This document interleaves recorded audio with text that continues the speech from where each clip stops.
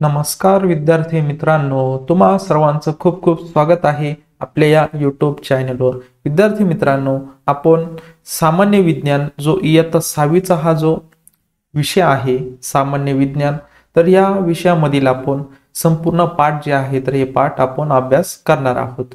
तर आपण एका लेक्चरमध्ये एक पाठ अशा प्रकारे आपण सर्व जे पाठ आहे तर ते पाठ कंप्लीट करणार आहोत। तर विद्यार्थी मित्रांनो, आपण या अगोदर खूप सारे पाठ आपण अभ्यासलेले आहे। तसेच या पुढील पाठ जे राहिलेले आहेत ते पण आपण एक एक अभ्यासणार आहोत। तर विद्यार्थी मित्रांनो, या अगोदरचे जर पाठ तुम्हाला बघायचे असतील तर आपल्या YouTube चॅनलवर गेल्यानंतर प्लेलिस्ट मध्ये जायचं आहे। प्लेलिस्ट मध्ये गेल्यानंतर इयत्ता 6वी सामान्य विज्ञान या नावाची एक प्लेलिस्ट तयार केलेली आहे। त्यावर गेल्यानंतर तुम्हाला सिक्वेन्सने तुम्हाला जे लेक्चर आहे तर ते लेक्चर बघायला भेटतील। तर विद्यार्थी मित्रांनो, या अगोदर आपले खूप सारे लेक्चर झालेले आहे, ते आता एकदा बघून घेऊयात आणि त्यानंतरचा जो आता आजच्या या लेक्चर मध्ये जो नवीन पाठ शिकणार आहोत त्याविषयी सुद्धा माहिती घेऊयात। तर बघा विद्यार्थी मित्रांनो,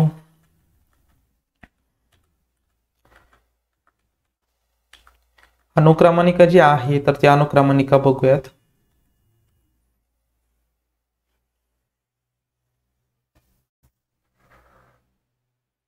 या ठिकाणी तुम्ही बघू शकता नैसर्गिक संसाधने, त्यामध्ये हवा, पाणी आणि जमीन हा पाठ आपण अभ्यासलेला आहे। सजीव सृष्टी हा पण पाठ अभ्यासलेला आहे। त्यानंतर बघा सजीवांतील विविधता आणि वर्गीकरण हा पाठ आपण अभ्यासलेला आहे। आपली आपत्ती व्यवस्थापन, त्यानंतर पदार्थ सभोवतालचे अवस्था आणि गुणधर्म, त्यानंतर पदार्थ आपल्या वापरातील, पोषण आणि आहार, या हे जे 7 लेक्चर आहेत तर ते आतापर्यंत आपण लेक्चर घेतलेले आहे आणि त्यामध्ये आपण या 7 जे पाठ आहेत तर या पाठांचा सुद्धा आपण अभ्यास केलेला आहे। आता आजचे जे लेक्चर असणार आहे तर ते 8 नंबरचा जो आपला पाठ आहे, आपली अस्थिसंस्था व त्वचा, यावर आपलं हे लेक्चर असणार आहे। 57 नंबरच्या पेज नंबरवर हा पाठ आपला असणार आहे। तर विद्यार्थी मित्रांनो, आपण या पाठामध्ये बघा घटक असतील, उपघटक असतील, तसेच बघा कृती करा व विविध सारे आपल्याला उपक्रम त्यामध्ये दिलेले असतात। खूप सारी नवीन माहिती जी आहे तर त्याचा आपण अभ्यास करणार आहोत। तसेच बघा स्वाध्याय असतो पाठाखालील, तर त्या पाठाचा सुद्धा स्वाध्याय जो आहे तो पण आपण सॉल्व्ह करत असतो। त्यानंतर शेवट जो उपक्रम सांगितलेला आहे त्याविषयी सुद्धा पण आपण माहिती बघत असतो। तर विद्यार्थी मित्रांनो, या पाठाचा सुद्धा आपण याच प्रमाणे आपण अभ्यास करणार आहोत। आणि जर तुम्हाला काही डाउट्स असतील तर नक्कीच मला तुम्ही कमेंट्स बॉक्समध्ये किंवा तुमच्या मनात काही प्रश्न असतील ते सुद्धा तुम्ही मला कमेंट बॉक्समध्ये विचारू शकता। चला तर आजचा जो पाठ आहे आपला, तर या पाठाला आपण सुरुवात करूया। तर बघा विद्यार्थी मित्रांनो, आपल्या पाठाचं नाव आहे आपली अस्थिसंस्था व त्वचा। आता यामध्येच आपल्याला समजतं की जे अस्थिसंस्था आणि त्वचा हे जे दोन मुख्य घटक आहेत तर याचा आपल्याला अभ्यास करायचा आहे। यामध्ये मग बघा जे आपलं शरीर आहे, आपलं जे मानवी शरीर आहे, तर या मानवी शरीरामध्ये बघा अस्थिसंस्था आहे का किंवा त्वचा जी आहे तर ती त्वचा आहे का, तर नक्कीच आपण सांगू शकतो। तर मग हे जे आपण म्हणतो आपल्या शरीरात हाडं आहेत, तर आपल्याला हाडांनाच आपण विज्ञानाच्या भाषेत काय म्हणत असतो, अस्थि म्हणत असतो। हे जे सर्व हाडं आहेत आपल्या शरीरातील किंवा त्याला आपण अस्थि म्हणत असतो, हे सर्व अस्थींचं एक काय असते, संस्था असते। म्हणजे सर्व ते कुठं ना कुठं जॉईंट असतात, एकमेकांवर आधारलेले असतात, म्हणून ती जी संस्था आहे तर त्याला आपण काय म्हणत असतो, अस्थि संस्था असे म्हणत असतो। तसेच बघा आपलं जे सर्व शरीर आहे या शरीरावर त्वचा दिसते, तर ही त्वचा पण एक काय आहे, आपल्या शरीरावर एक आवरण त्याचं असतं। तर मग या पाठामध्ये बघा विद्यार्थी मित्रांनो, मग ही जी संपूर्ण अस्थी आहेत त्यालाच आपण हाडं म्हणत असतो, या संपूर्ण अस्थींचा आपल्याला अभ्यास करायचा आहे। जसे की हाताची जे हाडं अस्थी असतील किंवा पायाचे अस्थी असतील किंवा हे छातीवरचे हे पिंजरा दिसत आहे ते पण काय आहे, अस्थी आहेत, तर याचा सुद्धा आपल्याला अभ्यास करायचा आहे। त्यानंतर पाठीचा जो कणा असतो तर त्याचा पण आपल्याला अभ्यास करायचा आहे। त्यानंतर आपल्या डोक्याची कवटी दिसत असेल तुम्हाला, तर तिचा पण अभ्यास करायचा आहे। त्यानंतर कानाची हाडं असतात त्याचा पण अभ्यास करायचा आहे। मग यामध्ये आपण त्याचे भाग करून व्यवस्थित अभ्यास करणार आहोत। म्हणजे तुम्हाला अभ्यास करण्यासाठी व्यवस्थिशीर समजणार आहे। मग त्यामध्ये कसे प्रकार पडतात, अस्थींचे कसे प्रकार पडतात त्याचा पण अभ्यास करायचा आहे आपल्याला। आणि अस्थिसंस्थेचा आपल्या शरीराला कशा प्रकारे फायदा होत असतो, आपल्याला शरीराला एक आकार देण्याचं काम जे आहे तर ते अस्थिसंस्था करत असते। तसेच बघा आपले जे आतील आंतरिंद्रिय असतील त्यांचं पण संरक्षण जे आहे तर ते अस्थिसंस्थेमुळे होत असतं। मग आपण बघितलेला आहे आहार आणि त्यामध्ये जीवनसत्वाचा आपण मागच्या लेक्चरमध्ये आपण अभ्यास बघितलेला आहे। त्यामध्ये जे विटॅमिन डी आहे किंवा जीवनसत्व डी आहे तर त्याचे जे हाडांसाठी खूप उपयुक्त असतं, ते आपल्याला दुधांमधून पण भेटत असतं, तसेच कवळं जे असतं त्यामधून सुद्धा आपल्याला भेटत असतं। तर मग आपण जीवनसत्वांचा अभ्यास केला, त्यानंतर आपला हा पुढील पाठ असणार आहे अस्थिसंस्था विषय आणि त्वचेविषय आहे। तर मग यामध्ये मग काही आपल्या आहारात जे आहे तर ते जीवनसत्व असले पाहिजे, खनिजे असले पाहिजे, तसेच कर्बोदके म्हणतो आपण, तसेच स्निग्ध पदार्थ आहे तर यांचं जे प्रमाण आहे तर हे आपल्या शरीरात असलं पाहिजे, जेणेकरून आपल्या शरीराची जी वाढ आहे किंवा झीज भरून काढण्यासाठी आपल्याला खूप सारा उपयोग जो आहे तर तो होत असतो। तर या पाठामध्ये आपण अस्थिसंस्था आणि त्वचा या ठिकाणी बघा अस्थिसंस्था आणि त्वचा या घटकांचा आपण व्यवस्थित अभ्यास करणार आहोत। चला तर आजच्या या पाठाला सुरुवात करूया। आकृतीमध्ये कोणकोणत्या इंद्रिय संस्था दिसत आहेत, तर बघा विद्यार्थी मित्रांनो, तुम्हाला जी आकृती दिलेली आहे तर यामध्ये कोणत्या संस्था तुम्हाला दिसत आहे, कोणत्या इंद्रिय संस्था दिसत आहेत, तर यामध्ये तुम्ही सांगू शकतात बघा श्वसन संस्था आहे, नाकावाटे श्वास घेणार तो नंतर आतमध्ये जाणार, फुफ्फुसांमध्ये जाणार, तर याला आपण काय म्हणतो असतो श्वसन संस्था।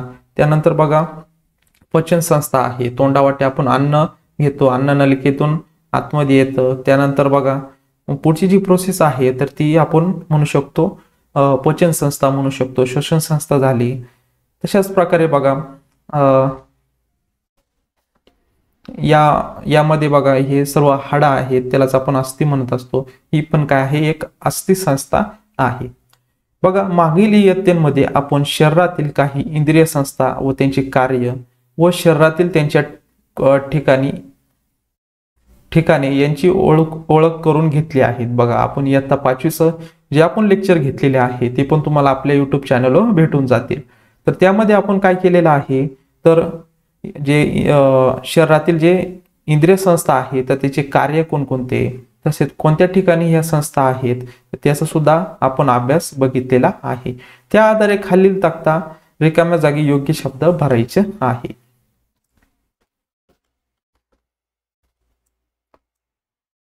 या ठिकाणी बघा आपल्याला हा चार्ट दिलेला आहे।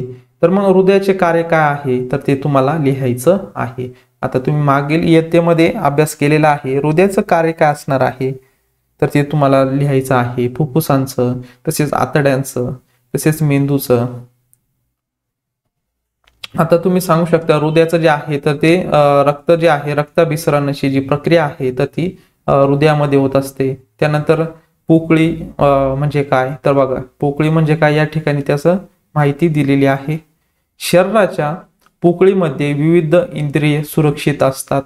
आपल्या शरीराच्या आतील सर्व भागांचे संरक्षण करणारा मानवी सांगाडा हे एक संरक्षक कवच आहे। बघा शरीराची जी पोकळी आहे, मग हृदय कुठे असतं, आपल्या हे जे पिंजरा आहे तर त्यामध्ये आपलं हृदय जे आहे तर ते हृदय असतं।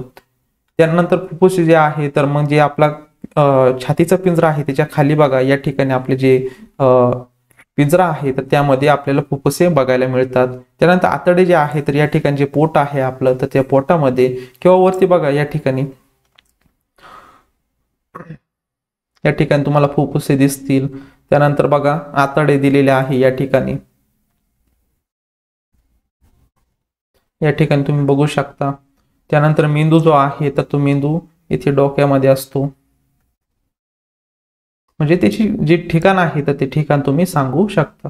त्यानंतर फुफ्फुसे जे आहे तर ते शरीरामध्ये जी हवा घेतलेली आहे नाकावाटे तर ती शुद्ध करण्याचं काम जे आहे तर ते फुफ्फुस करत असतं, म्हणजे स्वच्छ म्हणजे ऑक्सिजन घेताना कार्बन डायऑक्साईड सोडायचं काम जे आहे तर ते कोण करत असतं, फुफ्फुसे करत असतं. म्हणजे शुद्ध जी हवा आहे तर ती घेण्याचं काम जे आहे तर ते फुफ्फुसे करत असतं. आतडे जे आहे तर ते काय करत असतं, अन्न ग्रहण केल्यानंतर त्याचं पुढील जी प्रोसेस आहे तर ते आतड्यांमध्ये होत असते.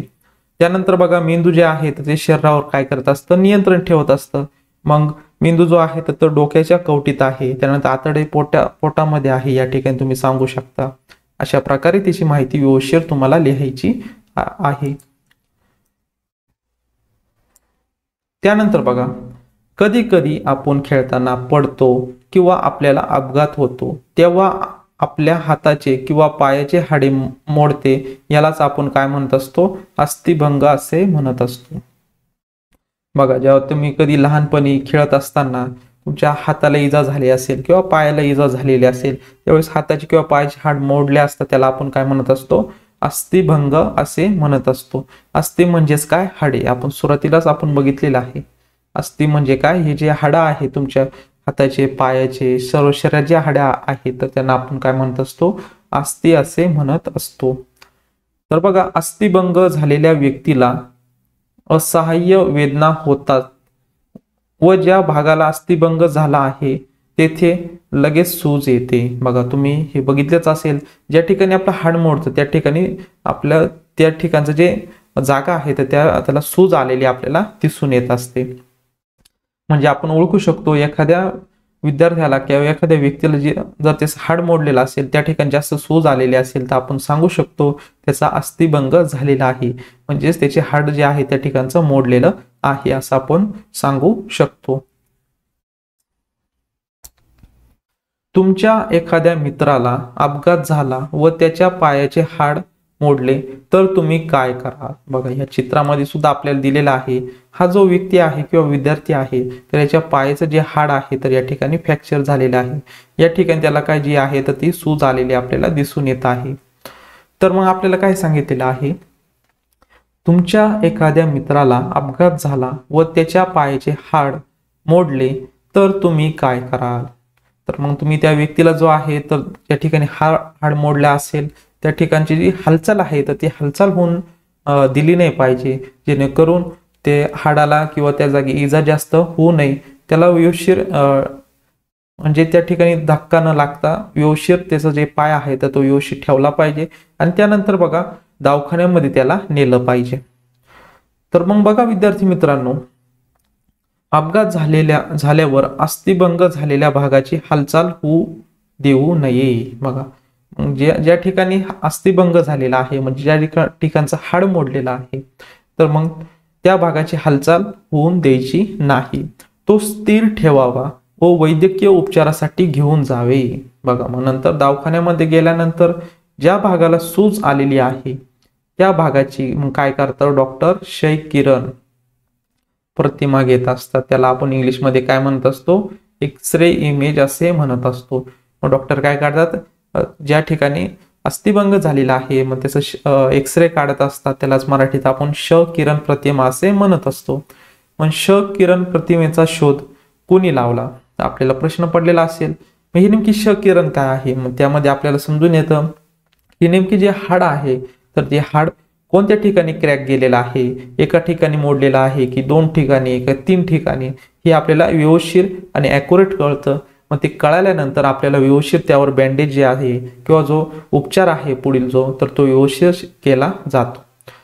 मग हे जे क्ष किरण आहे तर यांचा जो शोध लावलेला आहे तर ते वैज्ञानिक जे आहे तर त्यांचं नाव काय आहे, रॉन्टेंजन हे जे आहेत सायंटिस्ट, तर त्यांनी या क्ष किरण प्रतिमेचा म्हणजे एक्सरे इमेजचा शोध जो आहे तर तो शोध लावलेला आहे. तर या ठिकाणी बघा आपल्याला एक एक्सरे किंवा क्ष किरण त्याला आपण म्हणत असतो तर त्याची एक प्रतिमा दिलेली आहे. या ठिकाणी तुम्ही बघितलंच असाल, एखाद्या विद्यार्थ्याचं जर असं झालेलं असेल, यामध्ये बघा दिसून येत आहे या ठिकाणी त्या विद्यार्थ्याला क्रॅक गेलेला आहे. मग डॉक्टर काय करणार, एवढी जी जागा आहे तर याला व्यवस्थित प्लॅस्टर करणार आणि त्यानंतर हालचाल होऊ नये म्हणून त्याच्या आजूबाजूला पण ते व्यवस्थित जे प्लॅस्टर आहे तर ते प्लॅस्टर व्यवस्थित करणार आहे. म्हणजे आपल्याला ॲक्युरेट समजतं की कोणत्या ठिकाणी इजा झालेली आहे तर हे आपल्याला एक्सरेच्या साहाय्याने व्यवस्थित समजतं. त्यानंतर बघा, क्ष किरण प्रतिमेच्या आधारे हाड नेमके कोठे मोडले आहे याची आपल्याला माहिती मिळते. त्यामुळे योग्य उपचार करणे शक्य झालेले आहे. म्हणजे आपले रोंगटँगन जे शास्त्रज्ञ आहे तर यांनी जो शोध लावला एक्सरेचा, त्यामुळे आपल्याला बघा खूप सारा फायदा जो आहे तर तो फायदा नक्कीच होणार आहे. या ठिकाणी बघा त्या विद्यार्थ्याला जो आहे तर या ठिकाणी प्लॅस्टर जे आहे तर ते प्लॅस्टर केलेलं आहे. त्यानंतर बघा, आता पुढील माहिती घेऊयात विद्यार्थी मित्रांनो. करून पाहूया, चला आपण आपली हाडे ओळखूया. बघा, म्हणजे आपले वेगवेगळे हाडे असतात. हाताचे वेगळे आहे, पायाचे वेगळे आहे, बोटांचे पण वेगळे आहे. परत आपलं डोकं आहे त्याचे जे आपण कवटी म्हणतो असतो तर त्याचे पण हाड जे आहे तर ते हाड वेगवेगळे आहे. तसेच आपला छातीचा पिंजरा जो आहे तर छातीचा पिंजराचं हाडं आहे तर ते चपटे असतात. त्याविषयी सुद्धा आपण या लेक्चरमध्ये माहिती घेणार आहोत. चला आपण आपले हाडे ओळखूया. तुमच्या पाठीवर तसेच तुमच्या मित्राच्या पाठीवर मध्यभागी हात फिरवा. म्हणजे आपला जो पाठीचा कणा आहे तर त्या ठिकाणी हात फिरवायचा आहे. मग तुमच्या छातीवर हात ठेवून बघा, तुमच्या छातीवर हात ठेवून जाणवणाऱ्या कठीण भागास काय म्हणतात. आता या ठिकाणी बघा, जो कठीण भाग आहे तर त्याला आपण काय म्हणतो, छातीचा पिंजरा असे म्हणत असतो. कठीण उंचवटे जाणवतात का. बघा, या ठिकाणी आपल्याला कठीण उंचवटे जाणवतात. त्यानंतर थोडं खोलगटपणा, परत उंच खोलगटपणा, अशा प्रकारे आपल्याला कठीण उंचवटे काय असतात जाणवतात. त्यांना काय म्हणतात. बघा, त्यांना काय आपण म्हणत असतो तर हाडे म्हणत असतो किंवा विज्ञानाच्या भाषेमध्ये अस्ते असे म्हणत असतो. मग त्यामध्ये सुद्धा खूप सारे प्रकार आहेत, ते आता आपण शिकणारच आहोत. पुढील त्यांनी काय प्रश्न विचारलेला आहे बघा, पाठ व छाती यातील हाडांच्या आकारांमध्ये काय फरक जाणवतो. बघा, पाठ जे आहे, पाठीचे हाड जे आहे अस्ते आहे तर ते वेगळे आहे, आणि छातीचे जे आहे तर ते आपल्याला चपट्या आकाराचे तुम्हाला या ठिकाणी, जर तुम्ही छातीचा जो पिंजरा आहे तर त्या पिंजरा जर तुम्ही हात लावला तर नक्कीच तुम्हाला त्या ठिकाणी व्यवस्थित दोघांमधील फरक जो आहे तर तो फरक दिसून येणार आहे. या ठिकाणी बघा विद्यार्थी मित्रांनो, आपण मानवी अस्थिसंस्था याविषयी आता अभ्यास करूयात. यामध्ये जे हाड आहे तर या हाडांचा आपल्याला अभ्यास करायचा आहे, म्हणजे अस्थिचा अभ्यास करायचा आहे. आपल्या शरीरामध्ये असणाऱ्या सर्व हाडांचा आकार एकसारखा नसतो. साहजिकच आहे, बोटाचं हाड वेगळं असतं, डोक्याचं हाड वेगळं आहे, पायाचं हाड वेगळं आहे. म्हणजे सर्व जे हाडे आहे त्यांचा आकार एकसारखा नसतो. प्रत्येक हाड हे जे आहे तर ते वेगवेगळे आहे. सर्व हाडांचा मिळून एक काय होतो, सांगाडा तयार होतो. बघा, सर्व हाडांचा मिळून काय होतो, एक सांगाडा तयार होतो. सांगाड्यामुळे शरीराला आकार प्राप्त होतो. बघा, सांगाड्याचा उपयोग काय आहे तर आपल्या शरीराला जो आहे तर तो आकार प्राप्त होतो. शरीरातील सर्व हाडे व क्रुचा एकत्र मिळून अस्थिसंस्थेची रचना होते. बघा, शरीरातील जेवढे सर्व हाडं आहेत तसेच क्रुचा आहेत तर ते हे एकत्र मिळून अस्थिसंस्थेची काय होते, रचना होत असते. त्यानंतर बघा, हाडांची रचना कठीण असते. बघा, हाडांची रचना कशी असते, कठीण असते. त्यानंतर बघा, हाडे लवचिक नसतात. हाडे काय असतात, लवचिक नसतात, म्हणजेच ते काय असतात, कठीण असतात. हाडांची रचना मुख्य तत्वे दोन घटकांनी बनलेली असते. अस्थिपेशी या जैविक असतात. बघा, अस्थिपेशी काय आहे तर ह्या जैविक आहेत. तर कॅल्शियम कार्बोनेट तसेच कॅल्शियम फॉस्फेट तसेच खनिज, क्षार यांसारख्या अजैविक पदार्थांपासून हाडे बनतात. बघा, आपण खनिज असतील, जीवनसत्वे यामध्ये मागील पाठामध्ये आपण अभ्यास करत होतो. त्यामध्ये हे जे कॅल्शियम फॉस्फेट आहेत तर त्याचा आपण अभ्यास बघितलेला आहे. म्हणजे जे हाडं आहे तर हे हाडं तयार बनण्यासाठी किंवा त्यांची झीज भरून काढण्यासाठी यांचा आपण वापर जो आहे तर तो वापर करत असतो. कॅल्शियममुळे हाडांना काय भेटत असते, मजबूती भेटत असते. कॅल्शियममुळे काय भेटत असतं, हाडांना काय भेटत असते, मजबूतपणा येत असतो. मग आता हे हाडाचे जे प्रकार आहेत तर ते बघूयात विद्यार्थी मित्रांनो. हाडाचे प्रकार आता शिकूयात आपण। या ठिकाणी बघा, आपल्या शरीरातील हाडांचे आकारानुसार प्रामुख्याने 4 प्रकार पडतात। बघा किती प्रकार आहे टोटल, तर 4 प्रकार आहेत। त्यातील जो पहिला आहे तर तो आहे चपटी हाडे। चपटी हाडे हे बघा, हे छातीचा पिंजर जिथं जॉईंट झालेला आहे या ठिकाणी तुम्हाला त्या ठिकाणी चपटी हाडे दिसून येणार आहे। त्यानंतर या ठिकाणी सुद्धा हे जे हाड आहे हे पण चपट्या आकाराचं आहे। त्यानंतर बघा पुढचं जे हाडे आहे तर ते लहान हाडे। दुसरा प्रकार कोणता आहे तर लहान हाडांचा प्रकार आहे। मग लहान हाडे कोणते बघा, हे जे बोटाचे आहे छोटे छोटे दिसत असतील, हे प्यारे दिसतात तुम्हाला, इथे नख असतात आणि त्यानंतर जे जॉईंट असतात तर हे काय आहे, लहान लहान हाडे आहेत। त्यानंतर बघा तिसरा प्रकार आहे अनियमित हाडे। मग बघा आपलं जे कंबर आहे या कंबराच्या ठिकाणी या असे अनियमित हाडे जे आहे तर हे तुम्हाला दिसून येतील।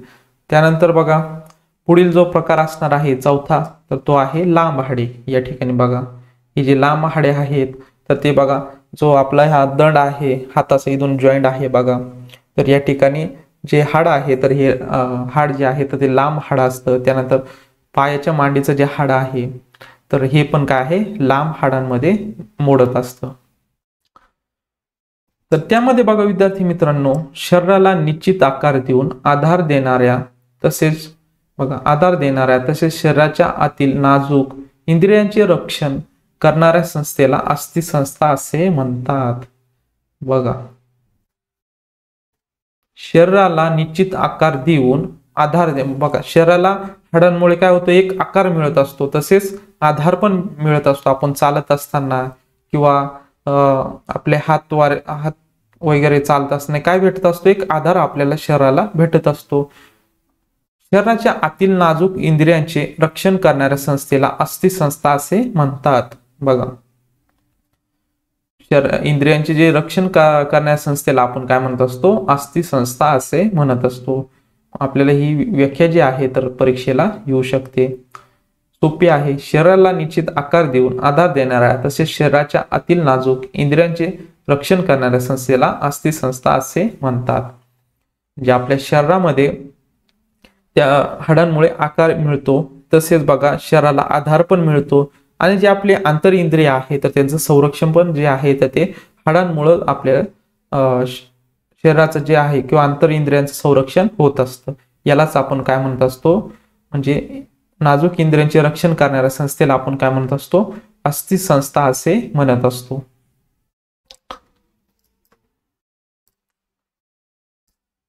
या ठिकाणी बघा, चित्रातील सांगाड्यांवरून तुम्ही ते प्राणी ओळखू शकतात का? बघा चित्रातील सांगाड्यांवरून तुम्ही ते प्राणी ओळखू शकतात का? त्यांच्या हाडांची रचना कशी आहे? बघा हाडांवरून आपण जे प्राणी आहे किंवा पक्षी असतील ते नक्कीच आपण ओळखू शकतो। या ठिकाणी हे जे आहे तर ते घोडा किंवा बैल असेल, घोडा बैल किंवा गाढव असू शकतं, आपण एक अंदाज याचा नक्कीच आपण सांगू शकतो। त्यानंतर हे जे हा सांगाडा आहे तर हा डायनोसॉरचा आहे 2 नंबरचा। त्यानंतर बघा या ठिकाणी बघा जो तिसरा जो सांगाडा आहे तर तो माशाचा आहे आपण सांगू शकतो। त्यानंतर चौथा जो सांगाडा आहे तर तो सापाचा सांगाडा आहे आपण हे सांगू शकतो। म्हणजे विविध प्राण्यांची त्यांनी सांगाडे दिलेले आहे, यावरून आपण एक अंदाज लावू शकतो आणि काही जे सांगाडे आहेत तर ते नक्कीच आपण ओळखू पण शकतो। त्यानंतर बघा आता तुम्ही हे सांगाडे आहे तर हे नक्कीच तुम्ही ओळखू शकता। आता पुढील जे माहिती आहे तर ते नक्कीच आता आपण पुढे अभ्यास करूयात। करून पहा, एक मोजपट्टी घ्या व तुमच्या हातांच्या व पायांच्या हाडांची लांबी मोजा। एक मोजपट्टी घ्यायची आहे, तुमच्याकडे कंपास मध्ये छोटी पट्टी असेल किंवा काही मोठी पण पट्टी असेल, तुम्हाला काय करायचं आहे तर हातांच्या आणि पायांच्या हाडांची लांबी मोजायची आहे। मग बघा आपण जर हाताची मोजली तर बघा ही किती, जवळपास 30 सेंटीमीटरची आहे 30। त्यानंतर बघा जवळपास 60 सेंटीमीटर आपण 50 ते 60 सेंटीमीटर धरू शकतो. आता तुमचं जे शरीर आहे तर ते छोटं असणार आहे, मग तुमचे जे हाडं पण जे आहे तर ते छोटे असणार आहे. मग आपण सुरुवातीला स्वतः म्हणजे तुम्ही विद्यार्थी, तर हाडांची जी साईज आहे तर ती तुमची किती असणार आहे, 25 धरूयात. त्यानंतर बघा मित्राची बघितली तर मित्र जे आहे तर ते तुमच्या वर्गातीलच असणार आहे, त्यांची पण 25-26 धरूयात आपण. त्यानंतर तुमचा जो भाऊ आहे, तुमचा जो सक्का भाऊ असेल किंवा सक्की बहीण असेल, त्यांचा आता आपल्याला बघायचं आहे. आता भाऊ जर मोठा असेल तर त्याचं नक्कीच जास्त असणार आहे तुमच्यापेक्षा, आणि बहीण जर लहान किंवा मोठी असेल त्यानुसार कमी जास्त असू शकतं. आपण जर मोठी बहीण धरली तर तिचं नक्कीच आपल्यापेक्षा जास्त असणार आहे हातांची हाडे. त्यानंतर बघा पायांची हाडे आपण स्वतःच किती असणार आहे, तर बघा आपण एक अंदाज घेऊ शकतो, 30 आणि 30-60. तशाच प्रकारे मग हे किती पायांची हाडे जे आहे तर ते आपण सांगू शकतो 30च्या दरम्यान असतील तुमचे. त्यानंतर बघा या ठिकाणी मित्रांची किती असेल हाडे, 26 ते 30 या दरम्यान त्यांची हाडे असणार. भावाची किती असणार, 40च्या दरम्यान असतील, आणि बहिणीची किती 45च्या दरम्यान असणार आहे. मग यावरून तुम्हाला समजतं की जसं एखाद्याचं शरीर मोठं असेल तर त्यांच्या हाडांची संख्या किंवा हातांची हाडे पण जी आहे तर त्यांची लांबी जी आहे तर ती मोठी असणार आहे आपल्यापेक्षा. जर लहान असेल तर त्यांची लहान असू शकते, आणि जर मोठे भाऊ बहीण असेल तर त्यांची नक्कीच मोठे असणार आहे. यामध्ये बघा अजून आपल्याला काय हा सांगाडा दिलेला आहे. यामध्ये बघा डोक्याची कवटी जी आहे तर तिला नाव दिलेलं आहे. बघा या ठिकाणी आपली कवटी असते. हा छातीचा पिंजरा त्यांनी दाखवलेला आहे. त्यानंतर पाठीचा कणा, हा जो आपण मागच्या साईडला जो असतो तर तो काय आहे, पाठीचा कणा आहे. त्यानंतर हे हात आहे, हाताची जी हाडे आहेत. त्यानंतर बघा पायाची हाडे यांनी दाखवलेले आहे. बघा या ठिकाणी मानवी अस्थि संस्था ही 2 भागांमध्ये विभागली जाते. बघा मानवी जी अस्थि संस्था आहे तर ती 2 भागांमध्ये विभागली जाते. कोणकोणते मग भाग आहेत बघा, एक अक्षीय सांगाडा आहे आणि एक उपांग सांगाडा आहे, अशी मानवी अस्थि संस्थेचे 2 भाग आहेत. अक्षीय सांगाड्यांमध्ये बघा मग जे अक्षीय सांगाडा आहे त्यामध्ये कोणकोणते हाडे येतात, आणि उपांग सांगाडा जो आहे त्यामध्ये कोणकोणते घटक येणार आहे बघूयात. अक्षीय सांगाड्यामध्ये बघा कवटी येत असते, पाठीचा कणा व छातीचा पिंजऱ्याचा समावेश होतो. बघा अक्षीय सांगाड्यांमध्ये आपण या ठिकाणी अक्षीय सांगाड्यामध्ये काय काय येते, कवटी, पाठीचा कणा. या ठिकाणी बघा ही जी कवटी आहे अक्षीय सांगाड्यामध्ये येत असते. त्यानंतर छातीचा पिंजरा आहे आणि पाठीचा जो कणा आहे, तर हे सर्व ज्या गोष्टी आहेत तर हे सर्व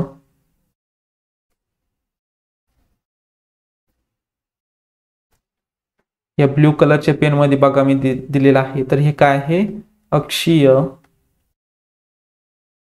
काय आहेत, अक्षीय सांगाडा आहेत. काय आहेत, अक्षीय सांगाडा. मग उपांग सांगाड्यामध्ये बाकी काय काय येणार आहे बघूयात विद्यार्थी मित्रांनो. या ठिकाणी बघा सर्व शरीराच्या मध्यभागातून जाणाऱ्या रेषेभोवती मध्यभागी असतात. बघा मग हे अक्षीय सांगाडा जे आहे तर ते शरीराच्या मधोमध असतात. व उपांग सांगाडा जो आहे बघा या ठिकाणी उपांग सांगाडा हा मध्य रेषेच्या बाजूंच्या हाडांचा मिळून तयार झालेला असतो. यामध्ये बघा हात असेल, पाय असेल, या हाडांचा समावेश होतो. बघा उपांग मध्ये काय काय येणार आहे बघा, आपण हे जरा ब्लॅक पेनने आपण त्याला हे करूयात. बघा मग उरलं काय बघा, आपलं हात जे आहेत हे हात दोन्ही, तसेच ही पायाची जी हाडं आहेत यामध्ये सर्व आहे, खालचे पण आले.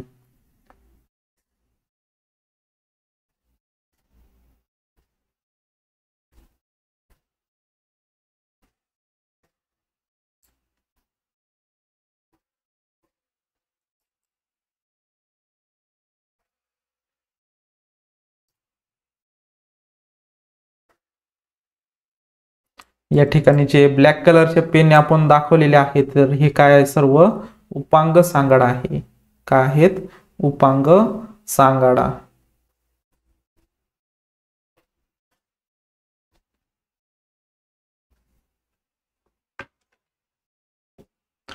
या ठिकाणी आपण दोन्ही जे सांगाड्याचे प्रकार आहेत, जे दोन भाग आहेत, अस्थिंचे दोन भाग आहेत, तर ते आपण बघितलेले आहे. अक्षीय सांगाडा जो आहे तर तो शरीराच्या मधोमध आहे, आणि उपांग जे आहे तर ते शरीराचे जे बाहेरचे आहे, मग हात आणि पायाचे जे हाडं आहेत तर ते उपांग सांगाड्यामध्ये येत असतात. अशा प्रकारे आपण जे दोन भाग आहे तर या दोन भागांची माहिती आपण घेतलेली आहे. त्यानंतर आता पुढील विद्यार्थी मित्रांनो माहिती घेऊयात.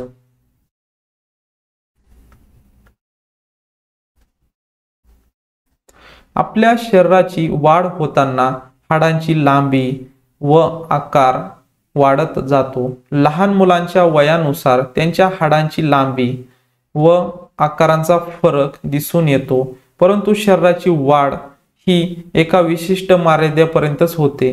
उंच व्यक्तीच्या पायांतील हाडांची लांबी अधिक असते. बघा, आपल्या शरीराची जशी वाढ होत असते, आपल्या शरीराची वाढ होणार तसे आपल्या हाडांची जी आहे तर ती लांबी व आकार वाढत जातो. तसेच लहान मुलांच्या वयानुसार त्यांच्या हाडांची लांबी आकारात फरक आपल्याला दिसून येतो. लहान मुलगा जर बघितलं, काही 1 वर्षांनी थोडे मोठमोठे आपल्याला दिसून येत असतात, परंतु शरीराची वाढ ही एका विशिष्ट मर्यादेपर्यंतच होते. त्यानंतर मग आपली हाईट जी आहे, बघा आपण म्हणत असतो 20 ते 22 वर्षानंतर हाईट जी आहे तर त्याची वाढ कमी कमी होत जाते, म्हणजे वाढतच नाही नंतर. त्यानंतर बघा, उंच व्यक्तीच्या पायांतील हाडांची लांबी जी आहे तर ती अधिक असते. बघा, आपल्या वर्गात खूप सारे, तुमच्या वर्गामध्ये असतील व इतर वर्गांमध्ये आपल्याला उंच मुलं दिसतात, किंवा काही हाईट उंचीनं छोटे विद्यार्थी पण दिसत असतात. पण त्याची जी हाडं आहेत तर त्या हाडांची साईज जी आहे तर ती कमी जास्त असू शकते. म्हणजे हाडांची लांबी, उंच व्यक्तीच्या हाडांची लांबी जी आहे तर ती अधिक असते. मग आपण जी माहिती बघितली होती बघा मगाशी, अक्षीय सांगाडा आणि उपांग सांगाडा, त्यामधील जे त्यामध्ये कोणकोणते घटक येतात, उपघटक येतात, तर त्याचा आता विवशीर अभ्यास करूयात. अक्षीय सांगाड्यामध्ये आपण बघितलं आहे. अक्षीय सांगाडा आपण बघूयात, त्यानंतर उपांग सांगाडा बघूयात. त्यामध्ये बघा कवटी आहे. सुरुवातीला जी कवटी आहे या ठिकाणी दाखवलेली आहे बघा ही, तर हिच्याविषयी आपण माहिती बघूयात. डोक्याची व चेहऱ्याची हाडे मिळून कवटी बनते. बघा, ही डोक्याची जी हाडं आहेत तसेच ही चेहऱ्याची जी हाडं आहेत तर ही हाडं मिळून कवटी बनत असते. तसेच बघा, डोक्यात 8 हाडे, बघा या डोक्यामध्ये किती हाडे असतात तर 8 हाडे असतात टोटल, आणि चेहऱ्याचे हाडे किती आहेत तर हे 14 आहेत. हे टोटल किती आहेत? 14 आहेत. असे आपण 8 आणि 14 किती होणार आहे तर 22. जे कवटीचे टोटल 22 काय आहेत तर हाडे आहेत. किती हाडे आहेत? टोटल 22 हाडे कवटीचे असतात. कवटीमधील खालचा जबडा सोडून, या ठिकाणी बघा, कवटीमधील खालचा जबडा सोडून इतर हाडांची हालचाल होत नाही. बघा, आता आपण बघितलं ही जी कवटी आहे तर या ठिकाणचा जो आपला जबडा असतो फक्त याचीच हालचाल होत असते. बाकीची हाडं जी आहेत तर त्या हाडांची इथून जेवढे वर आहे तर या सर्व हाडांची हालचाल होत नाही, परंतु जो जबडा आहे तर याचीच फक्त आपल्याला हालचाल जी आहे तर ती हालचाल झालेली दिसून येत असते. या ठिकाणी तुम्हाला सांगितलेलं आहे खालचा जबडा जो आहे तर या ठिकाणी आहे हा, मग याची हालचाल फक्त होत असते, बाकीचं जे कवटीचा भाग आहे तर त्याची हालचाल होत नाही. कवटी आपल्या शरीराच्या कोणत्या अवयवांचे संरक्षण करते? आता ही जी कवटी आहे तर बघा, मेंदूचे संरक्षण करते, मेंदूचे संरक्षण करते. त्यानंतर बघा या ठिकाणी डोळ्यांचे संरक्षण करते, डोळे असतील. त्यानंतर नाक असेल, नाकाचे संरक्षण करत असते. अजून कान असेल, कानाचं पण संरक्षण करते. तर बघा, कवटी आपल्या शरीराच्या कोणत्या अवयवांचे संरक्षण करते? मेंदू, डोळे, नाक, कान या शरीरातील अवयवांचे जे आहे तर ते संरक्षण करते. आता कवटीविषयी आपण माहिती बघितलेली आहे. आता पुढील अक्षीय सांगाड्यांमधील पुढचा घटक असणार आहे छातीचा पिंजरा. या ठिकाणी आपल्याला त्याचं चित्र पण दिलेलं आहे, तुम्ही बघू शकता. या ठिकाणी छातीचा पिंजरा. तुमच्या छातीच्या डाव्या व उजव्या बाजूवरून हात बोटे फिरवा. बघा, तुमचा जो छाती आहे तर छातीच्या डाव्या आणि उजव्या बाजूवरून जर तुम्ही हात किंवा बोट फिरवले तर दोन्ही मिळून किती हाडे आहेत? बघा, तर दोन्ही मिळून किती हाडे आहेत तर हे तुम्ही असं बोट लावून सुद्धा मोजू शकता किती किती आहे. तर त्याविषयी तर आपल्याला माहिती दिलेली आहे, पण नक्कीच तुम्ही मोजायचा प्रयत्न करा किती आहेत. तर आपल्याला 12 जोड्या भेटून येत असतात. त्यामध्ये किती मिळत असतात तर 12 जोड्या. त्याविषयी आता माहिती बघूयात. मध्यभागी बोट फिरवा. या ठिकाणी जर आपण बोट फिरवलं तर इथं बघा आपल्याला एक हाड दिसून येत आहे. बोट फिरवा, किती हाडे जाणवतात? या ठिकाणी बघा आपल्याला एकच हाड जे आहे तर एकच हाड आपल्याला दिसून येत आहे. छातीमधील पिंजऱ्यासारखी रचना असणाऱ्या भागाला छातीचा पिंजरा असे म्हणतात. बघा, छातीमधील पिंजऱ्यासारखी रचना आहे बघा या ठिकाणी, तर याला आपण काय म्हणत असतो? छातीचा पिंजरा असे म्हणत असतो. छातीत एक उभे चपटे हाड असते, त्याला आपण उरोस्ती म्हणतात. बघा, छातीत एक उभे चपटे हाड असते या ठिकाणी बघा, याला आपण काय म्हणत असतो? उरोस्ती म्हणत असतो. काय म्हणत असतो? उरोस्ती असे म्हणत असतो. त्याला आडव्या चपट्या बारगाड्यांचा 12 जोड्या जोडलेल्या असतात. बघा, जर हे तुम्ही मोजल्या बघा 1 2 3 4 5 6 हे छोटे छोटे आहेत, पण असे टोटल जे आहेत 12 जोड्या आहेत. म्हणजे एक या ठिकाणी मोजू शकतो 1 2 3 4 5 6 7 8 9 10 आणि खाली अजून काय असतील बघा, जवळपास ज्या सर्व जोड्या किती आहेत तर किती आपण सांगू शकतो 12 जोड्या आहेत. जोड्या कशा? तर इकडचं हाड आणि इकडचं हाड एकत्र येतं, त्यामुळे आपण याला जोड्या म्हणत असतो. टोटल किती आहेत? 12 जोड्या आहेत. या 25 हाडांचा मिळून छातीचा पिंजरा तयार होतो. आता ह्या 12 जोड्या 12 म्हणजे इकडच्या 12 आणि इकडच्या 12 टोटल किती होणार आहे? बघा, इकडचे किती आहेत? 12. इकडचे किती असणार आहे? 12. 12 प्लस 12 आणि हा जो मधला हाड जे आहे ते किती आहे? 1 हाड आहे. प्लस 1 टोटल किती होणार बघा? 12 आणि 12 24 आणि 1 25. या छातीच्या पिंजरामध्ये टोटल किती हाडे असतात? मग 25 हाडे असतात. किती असतात? 25 हाडे असतात. तो मागून पाठीच्या कण्याला जोडलेला असतो. बघा, आता हा जो पिंजरा आहे तर हा पिंजरा पाठीचा जो कणा आहे तर या पाठीच्या कण्याला जोडलेला असतो. आपण वरती बघितलेलंच आहे. आता आपण या ठिकाणी बघा अक्षीय सांगाड्यामधील पुढील घटक शिकणार आहोत. आपण कवटी बघितली, छातीचा पिंजरा बघितला. आता पुढील घटक असणार आहे पाठीचा कणा. आता पाठीच्या कण्यामध्ये बघा कुलपासारख्या आकाराची हाडे एकमेकांशी उभी सरळ जोडून पाठीचा कणा तयार होतो. पाठीच्या कण्यात एकूण 33 हाडे असतात. बघा, यामध्ये बघा कुलपासारख्या काय केलेल्या आकाराची हाडे जे आहेत तर ते एकमेकांमध्ये तुम्हाला या ठिकाणी कुलपासारख्या आकारची हाडे एकमेकांशी उभ्या सरळ रेषेमध्ये काय जोडलेली दिसतात ते बघा तुम्हाला. हा काय आहेत? पाठीचा कणा आहेत. त्यालाच आपण मणका सुद्धा असे म्हणत असतो. मग हे टोटल हाडे किती आहेत?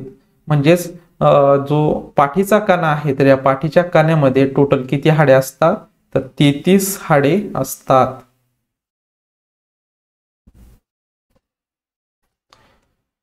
कवटीमध्ये किती असतात तर आपण वर बघितलेलं आहे, कवटीमध्ये जवळपास 14 चेहऱ्याचे आणि 8 जे आहे तर ते कवटीचे, टोटल 22 हाडे. छातीच्या पिंजरामध्ये 25 हाडे असतात.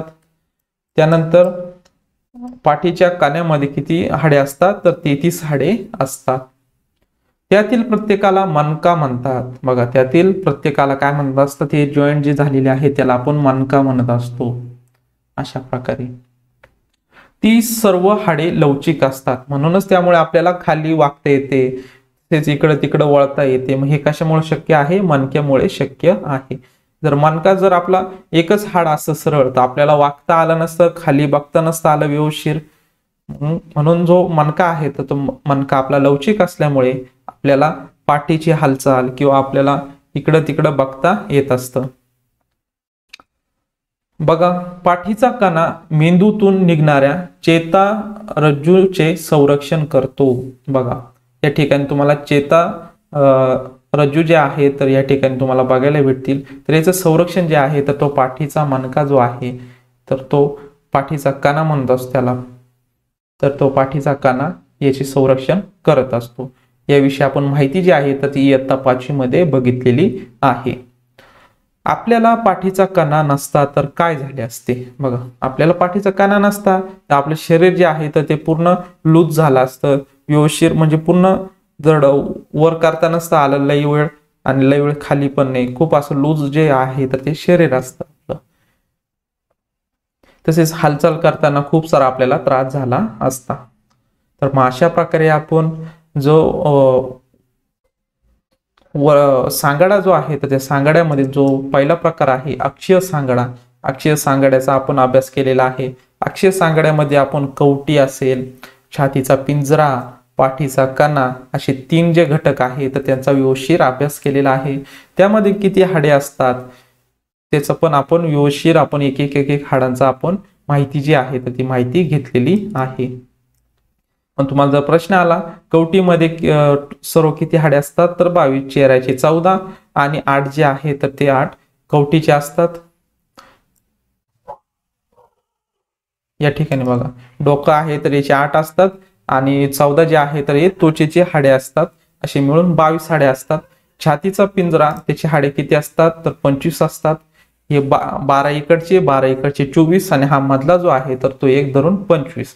अशा प्रकारे छातीच्या पिंजराचे 25 हाडे असतात.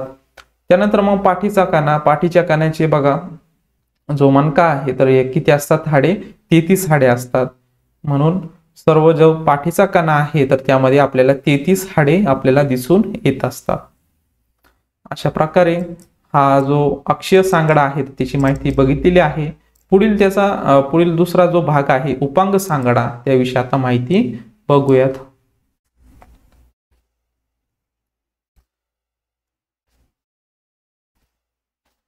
पुढचा भाग असणार आहे उपांग सांगाडा.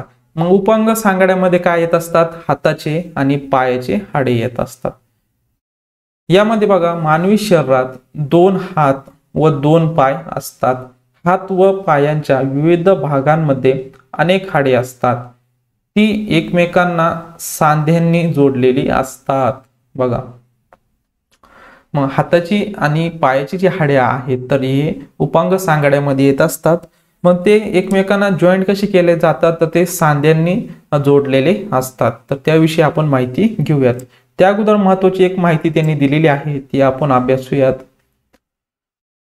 तुम्हाला माहित आहे का किंवा माहित आहे का तुम्हाला, आपल्या 2 कानांमध्ये 3 हाडे असतात. बघा, आपले जे 2 कान आहेत यामध्ये 3 हाडं आहेत आणि यामध्ये सुद्धा 3 हाडं आहेत. त्यापैकी कडी म्हणजे त्याला स्ट्रीप म्हणत असतो. काय म्हणत असतो, स्ट्रीप म्हणत असतो, म्हणजे एक कानाचं हाड असतं. या ठिकाणी बघा, हे स्ट्रीपचं एक हाड दिलेलं आहे. या ठिकाणी तुम्हाला व्यवस्थित दिसत आहे. कानातील हाड आपल्या शरीरातील सर्वात लहान हाड आहे. बघा, तुम्हाला परीक्षेला प्रश्न येत असतो आपल्या शरीरातील सर्वात लहान हाड कोणतं तर त्याला आपण कडी म्हणत असतो मराठीमध्ये, आणि इंग्लिशमध्ये स्ट्रीप जे आहे त्याचे स्ट्रीप म्हणत असतो. म्हणजे कानाचे जे हाड आहे तर ते सर्वात लहान आपल्या शरीरातील हाड आहे. बघा, ते तांदळाच्या दाण्या एवढे आहे. बघा तांदळाचा जो दाणा आहे तर त्या एवढे हे आपला हाड जे आहे कानाचं हाड ते एवढं लहान आहे बघा, व पोकळ असते. बघा तांदळाच्या दाणे एवढे व पोकळ असते. त्याचा आकार कडीसारखा असतो. बघा त्याचा आकार जो आहे या ठिकाणी तुम्ही बघू शकता, तर तो कसा आकार आहे, कडीसारखा आकार आहे. मानवी शरीरात सर्वात लांब आणि मजबूत हाड मांड्यांमध्ये असते. बघा या ठिकाणी तुम्हाला हे मांडे दिसत आहे, यामध्ये सर्वात काय आहे, मजबूत काय आहे तर हाड आहेत. म्हणजेच आपण सर्वात लहान हाड काय सांगू शकतो, कडी किंवा स्ट्रीप म्हणतो त्याला. आणि मजबूत हाड जे आहे तर ते मांड्यांचं हाड असतं, त्याला आपण उर्विका म्हणत असतो. काय म्हणत असतो, उर्विका म्हणत असतो. हाडाचं नाव काय आहे, उर्विका. या ठिकाणी तुम्हाला दिसत आहे. अशा प्रकारे आपण जे सर्वात लहान हाड आहे आणि सर्वात मोठं हाड आहे आपल्या शरीरामध्ये, तर याचा आपण अभ्यास केलेला आहे. त्याचं मराठी नाव आणि इंग्लिश नाव या दोघांची आपण माहिती घेतलेली आहे. त्यानंतर बघा पुढील आता माहिती घेऊयात विद्यार्थी मित्रांनो. आपला जो घटक चाललेला आहे कोणता आहे, उपांग सांगाडा. त्यामध्ये हात आणि पायाची हाडे याविषयी आता माहिती आपण बघत आहोत. निरीक्षण करा व चर्चा करा.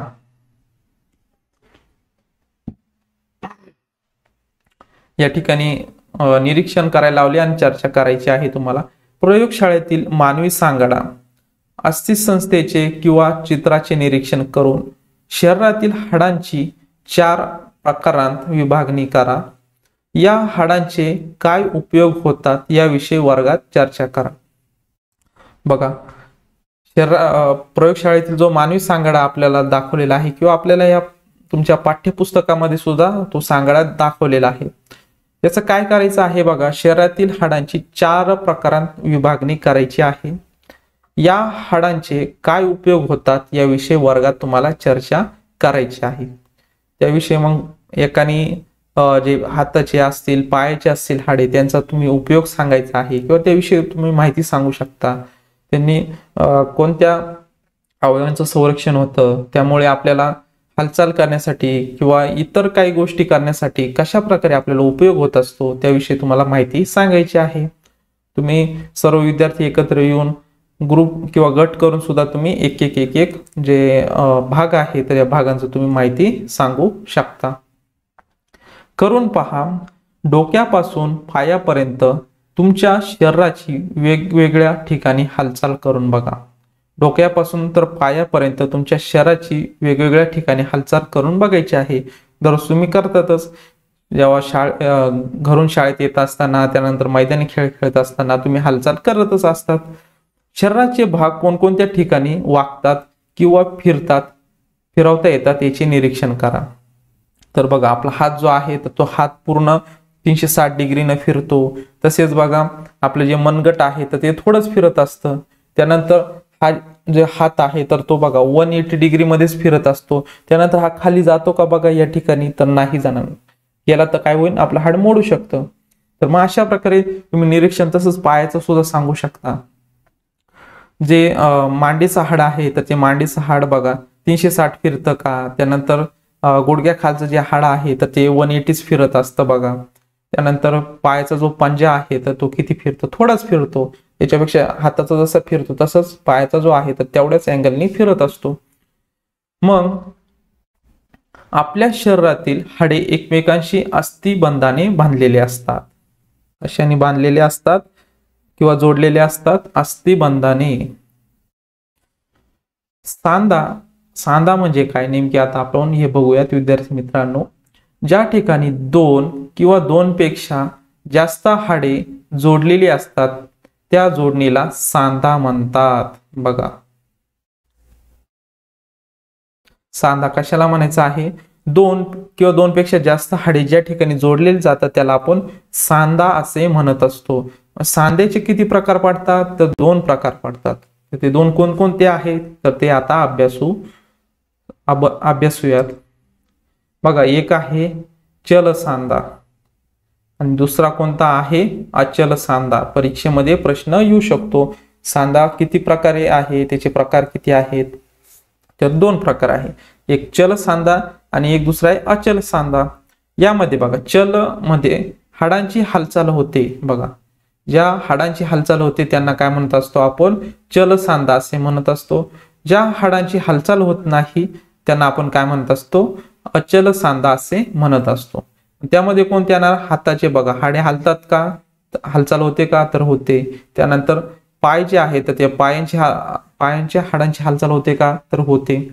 त्यानंतर आतील जे हाडे आहेत तर पाय यातील हाडे जे आहे तर या हाडांची काय होत असते, हालचाल होत असते. म्हणून हे काय चल सांध्यामध्ये येत असतात. मग अचल सांध्यामध्ये ज्यांची हालचाल होत नाही मग ते हाडे मग कोणते आहे, कवटीचं जे हाड आहे तर ते हालतं का, तर नाही हालत. म्हणून ते अचल सांध्यामध्ये येणार. त्यानंतर बघा मग कवटीचे हाडे, मग त्यामध्ये जो खालचा जबडा आहे तर तो सोडून जे कवटीचा हाड आहे तर ते कवटीचा हाड अचल सांध्यामध्ये येणार आहे.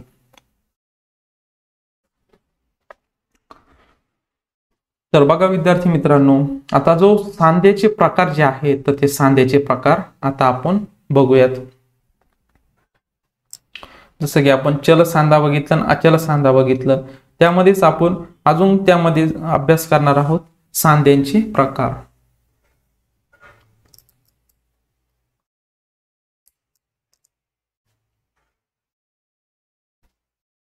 या ठिकाणी बघा चल सांध्यांचे काही प्रकार अभ्यासूयात. बघा सांध्यांचे दोन प्रकार, चल आणि अचल. मग चल मध्ये कोणकोणते प्रकार आहेत तर ते आता आपल्याला शिकायचे आहे. बिजागिरीचा सांधा, या प्रकाराच्या सांध्यामध्ये हाडांची हालचाल एकाच दिशेने शक्य होते. बघा बिजागिरीचा जो सांधा आहे तर या प्रकाराच्या सांध्यांमध्ये हाडांची हालचाल जी आहे तर ती एकाच दिशेने शक्य होते. या सांध्यांची हालचाल 180 कोनात होते. बघा किती कोनात होत असते, 180 कोनात होत असते. उदाहरणार्थ कोपर आणि गुडघा.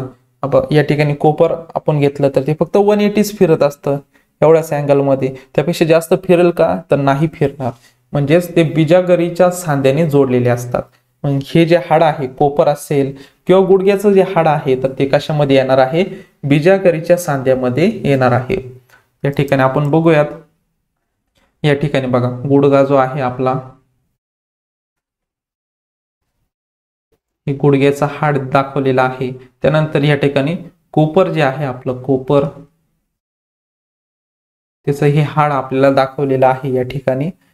मग हे जे दोन हाड येणार आहे किंवा सांधा जो येणार आहे तर ते कशामध्ये येणार आहे, बिजागिरीच्या सांध्यामध्ये येणार आहेत. त्यानंतर बघा पुढचा जो प्रकार आहे चल सांध्यामध्ये, म्हणजे हालचाल ज्याची होते त्यामध्ये दुसरा जो प्रकार असणार आहे उखळीचा सांधा. उखळीचा सांधा कशाला म्हणायचं, या प्रकाराच्या सांध्यामध्ये हाडांची हालचाल 2 किंवा अधिक दिशांनी होते. बघा उखळीचा जो सांधा आहे तर या ठिकाणी बघा आपला जे हात आहे तर हा पूर्ण आपण एका बाजूने फिरतो परत दुसऱ्या बाजूने फिरत असतो. म्हणजेच आपण सांगू शकतो की या प्रकारच्या सांध्यामध्ये हाडांची हालचाल 2 किंवा अधिक दिशांनी होत असते. परत असं पण करू शकतो आपण बघा पूर्ण, ठीक आहे. तर मग अशा प्रकारे 2 किंवा अधिक दिशांनी याची जी हालचाल आहे तर ती हालचाल होत असते. मग या सांध्यांची हालचाल जी आहे तर ती किती अंशामध्ये होत असते, 360 अंशामध्ये होत असते. म्हणजे पूर्ण आपला हात जो आहे तर तो हात काय असतो, फिरत असतो. म्हणजे 360 कोनामध्ये उखळ सांधा जो आहे तर त्यामधील जे हाडं आहेत किंवा सांधे आहेत तर ते हालत किंवा त्या कोनामध्ये हालचाल करत असतात. मग त्यामध्ये कोणता आहे बघा, हा खांद्याचा जे सांधा आहे, तसेच खुबा जो आहे या ठिकाणी कमरेमध्ये आपला जो मांड्याचे जिथं जॉईंट आहेत तर ते खांदे हे कशामध्ये येणार, उखळीच्या सांध्यामध्ये येत असणार येणार. या ठिकाणी तुम्हाला बघा या ठिकाणी जे हाड दाखवलेलं आहे तर हे काय आहे, खांद्याचा हाड तुम्हाला या ठिकाणी दिसत आहे. म्हणजेच त्याला आपण उखळीचा सांधा असे म्हणत असतो. त्यानंतर बघा पुढचा जो सांधा असणार आहे सरकता सांधा. आता नेमकी सरकता सांधा या ठिकाणी तुम्हाला फोटो पण दाखवलेले आहे. यामध्ये या प्रकाराच्या सांध्यामध्ये हाडे फक्त एकमेकांवर सरकू शकतात. अशा प्रकारे तसेच मनगट आहे एकमेकांवर काय करतात सरकत असतात. म्हणजेच उदाहरणार्थ मनगट, पायाचा घोटा यांमधील सांधे जे आहेत बघा, पायाचा जो घोटा आहे तर तो घोटा आणि मनगट जे आहेत तर ते कशामध्ये येणार, सरकता सांध्यामध्ये येणार. या ठिकाणी तुम्ही बघू शकता मनगट दाखवलेला आहे या ठिकाणी आणि या ठिकाणी पायाचा जो घोटा आहे तर त्याविषयी माहिती फोटो जो आहे तर तो फोटो दाखवलेला आहे. अशा प्रकारे आपण बघा जलसांध्यांमधील जे प्रकार आहेत ते बघितलेले आहे. बिजागरीचा सांधा, उखळीचा सांधा आणि सरकता सांधा. अशा प्रकारे छानपैकी आपण याचा अभ्यास जो आहे तर तो अभ्यास केलेला आहे. पुढील आता विद्यार्थी मित्रांनो अभ्यास करणार आहोत. एखादी वस्तू किंवा पदार्थ गरम, थंड, खडबडीत किंवा गुळगुळीत आहे याची जाणीव तुम्हाला कोणत्या अवयवामुळे होते. बघा एखादं आपण आता हा जो पॅड आहे म्हणजे स्मूथ आहे की खडबडीत आहे तर हे कशामुळे सांगू शकतो, आपल्या जी त्वचा आहे तर या त्वचेच्या अवयवामुळे आपण सांगू शकतो. किंवा हा पेन आहे तर या पेन बघा असा गोल आकारात आहे, थंड आहे की गरम आहे ते पण आपण सांगू शकतो, खडबडीत आहे की गुळगुळीत आहे हे पण आपण त्वचा या अवयवामुळे सांगू शकतो. त्यासाठीच आपल्याला ही त्वचा जी आहे तर या त्वचेचा आपल्याला अभ्यास करायचा आहे. मग या त्वचेचे कार्य काय आहे, रचना कशा प्रकारे आहे, तिचा आपल्याला उपयोग कशा प्रकारे होतो, या अवयवामुळे आपल्या शरीरामध्ये कोणकोणते जे माहिती आहे माहिती मिळवण्यासाठी आपल्याला कशा प्रकारे उपयोग होत असतो तर तेच आता आपल्याला शिकायचं आहे. या ठिकाणी बघा त्वचा जो घटक आहे तर हा घटक आपण शिकूयात. त्वचा ही सर्व सजीवांच्या शरीराचा एक महत्वाचा मोठा अवयव आहे. बघा त्वचा जी आहे तर ती सर्व सजीवांच्या शरीराचा एक आहे महत्वाचा व मोठा अवयव आहे. कारण ही त्वचा बघा सर्व शरीरावर जी आहे तरी त्वचा आपल्याला दिसून येत असते. त्वचेवर केस असतात बघा, ही त्वचा जी आहे त्याच्यावर केस असतात, हाताला असेल, डोक्याला असेल, सर्वकडे त्वचा आहे तर त्यावर तुम्हाला केस बघायला भेटत असतात. तर पायांच्या व हातांच्या बोटांच्या टोकावरील त्वचेवर नखे असतात. बघा तुमचं हे बोटाची जे हातांच्या बोटांच्या टोकावर हे बघा नख तुम्हाला बघायला मिळतात. तसे पायांचे जे टोक आहे शेवटचे तर त्यावर तुम्हाला नख बघायला मिळतात. त्वचा या अवयवामुळे आपल्याला स्पर्शाची जाणीव होते. बघा त्वचा या अवयवामुळे आपल्याला कशाची होते, स्पर्श जे आहे स्पर्शाची काय होत असते, जाणीव होत असते. त्वचा हे आपल्या शरीराचे महत्वाचे काय आहे, ज्ञानेंद्रिय आहेत. काय आहेत, एक ज्ञानेंद्रिय आहेत. आपण म्हणतो असं डोळा, कान, नाक, जीभ, त्वचा, त्यातीलच एक ज्ञानेंद्रिय आहे आपलं त्वचा. शरीराच्या बाह्य आवरणाला त्वचा म्हणतात. बघा शरीराचं बाहेरचं जे संपूर्ण आवरण आहे तर ते कशाचं बनलेलं आहे, त्वचेचं बनलेलं आहे. मग त्वचेचे कार्य काय असणार आहे तर याविषयी आता माहिती बघूयात विद्यार्थी मित्रांनो. त्वचेचे नेमके कार्य काय असते, कशा प्रकारे त्वचा कार्य करत असते. शरीराच्या अंतरंगाचे जसे स्नायू, हाडे, इंद्रिय संस्था इत्यादींचे रक्षण करते. बघा आपले शरीरातील जे अंतरंगाचे जे स्नायू असतील, तसेच हाडं आहेत, आपल्या शरीरामध्ये हाडं आहेत, इंद्रिय संस्था कार्य करत असतात.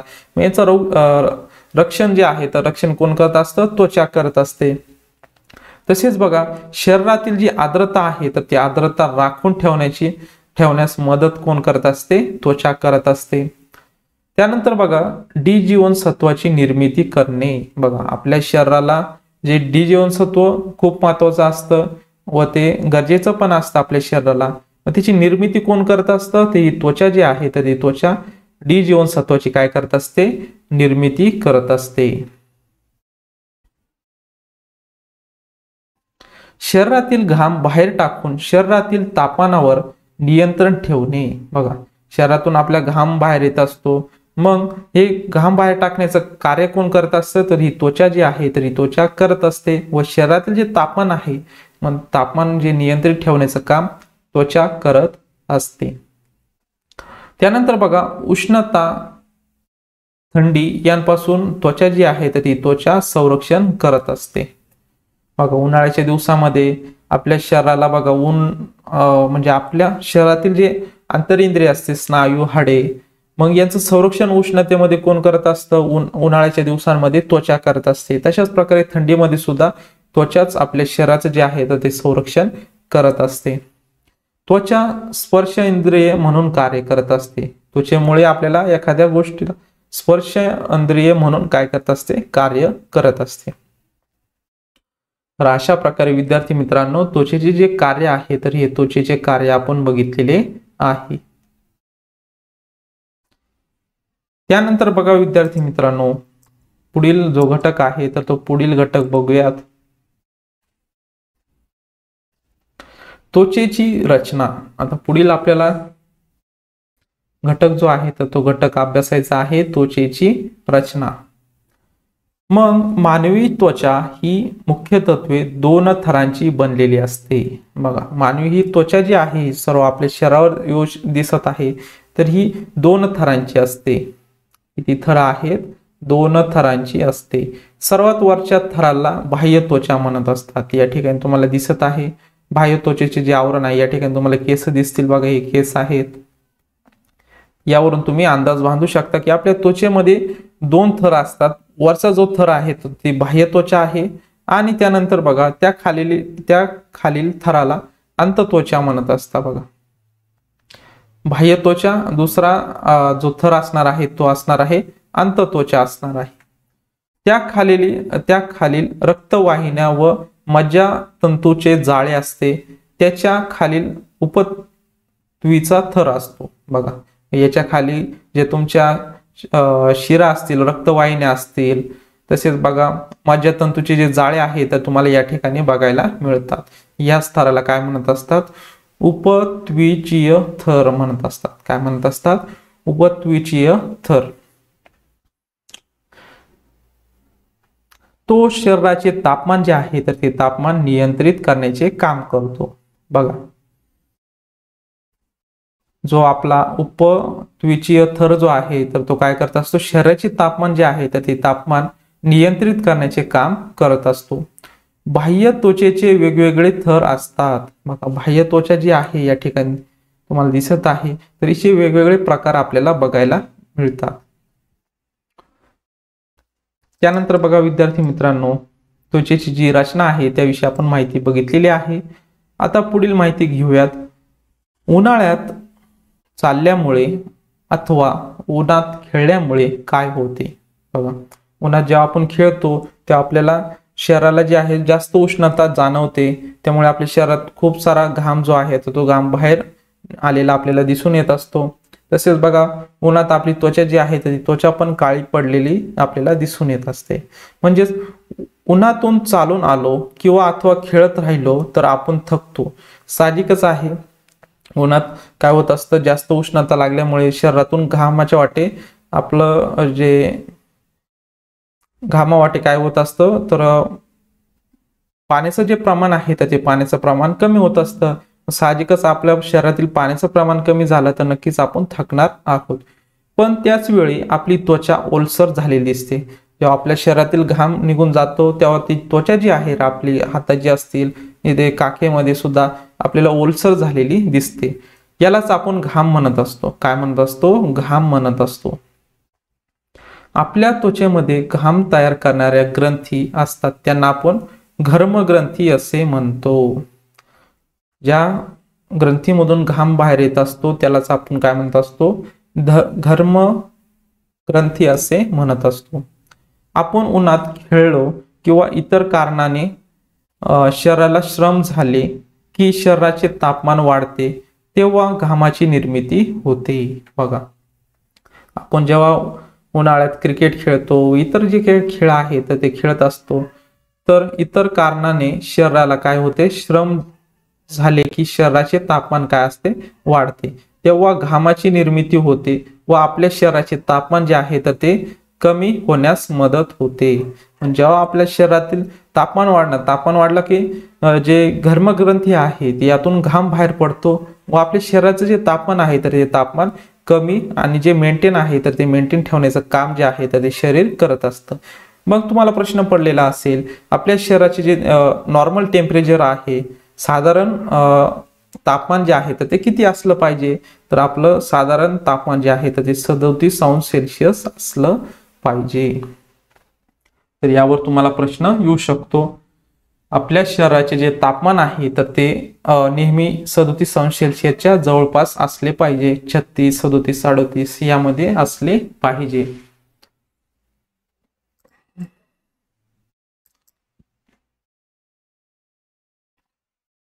मग आपल्याला शिकायचं आहे की मेलेनिन नेमकी काय आहे, तर याविषयी आता माहिती बघूयात विद्यार्थी मित्रांनो. त्वचेच्या थरामधील पेशीत मेलेनिन नावाचे रंगद्रव्य असते. काय असते? रंगद्रव्य असते. मेलेनिन त्वचेतील विशिष्ट ग्रंथीत तयार होते. मेलेनिनच्या प्रमाणावर त्वचेचा गोरेपणा व काळेपणा ठरतो. बघा, तुमचं जे शरीराचं जे कलर आहे म्हणजे रंग आहे तर ते मेलेनिन या रंगद्रव्यामुळे दिसून येत असतं. म्हणजे जर सावळा आहे तर हे कशामुळे दिसतं? मेलेनिन नावाचं जे रंगद्रव्य आहे आपल्या त्वचेमध्ये, त्वचेच्या थरामध्ये, तर त्यामुळे आपल्या शरीराचा रंग जो आहे तर तो रंग दिसून येत असतो. किंवा काही गोरे असतील तर त्यांमध्ये सुद्धा मेलेनिन दिसून येत असतो. आणि जे काळे म्हणजे सर्वांच्या त्वचेच्या थरामध्ये मेलेनिन हा जो रंगद्रव्य आहे तर तो आपल्याला आढळून येतो. त्यामुळेच आपण गोरे की काळे की सावळे यामुळे आपल्याला दिसून येत आहे. वातावरणावरही त्वचेचा रंग अवलंबून असतो. बघा, जसं वातावरण असेल एखाद्या ठिकाणी थंड जास्त वातावरण असेल तर त्या ठिकाणी बघा गोरे माणसं आपल्याला आढळून येत असतात. एखाद्या ठिकाणी खूप सारं ऊन असतं त्या ठिकाणी आपल्याला सावळी किंवा काळ्या कलरचे म्हणजे काळेपणा असलेले लोक किंवा व्यक्ती आपल्याला दिसून येत असतात. म्हणजे सावळे पण खूप साऱ्या प्रमाणात दिसून येत असतात. मेलेनिन त्वचेचे व आतील भागांचे अतिनील किरणांपासून संरक्षण करते. मग मेलेनिन जसं आपल्या शरीराला रंग द्यायचं काम करत असतं, म्हणजे आपलं वर्ण कसा आहे तर त्याच्यावरून कळून येत असतं, तशाच प्रकारे जे सूर्यकिरणामधून अतिनील किरण येत असतात तर यांपासून संरक्षण जे आहे तर हे संरक्षण मेलेनिन हे रंगद्रव्य जे आहे तर मेलेनिन करत असतं. म्हणजे बघा, दोन कार्य करत असतं मेलेनिन. एक गोरेपणा काळेपणा हे ठरवत असतं आणि दुसरं आहे म्हणजे त्वचेचा रंग ठरवत असतं. आणि दुसरं जे आहे तर ते अतिनील किरण जे आहे तर अतिनील किरणांपासून आपल्या त्वचेचं जे आहे तर ते त्वचेचं संरक्षण करत असतं. अशा प्रकारे आपण सांगू शकतो मेलेनिन किती महत्वाचं आहे आपल्या त्वचेमध्ये व त्याचे कार्य काय आहे तर हे आपण सांगू शकतो. जरा डोके चालवा. कोणत्या रंगाच्या त्वचेमुळे सूर्यकिरणांपासून अधिक संरक्षण होईल?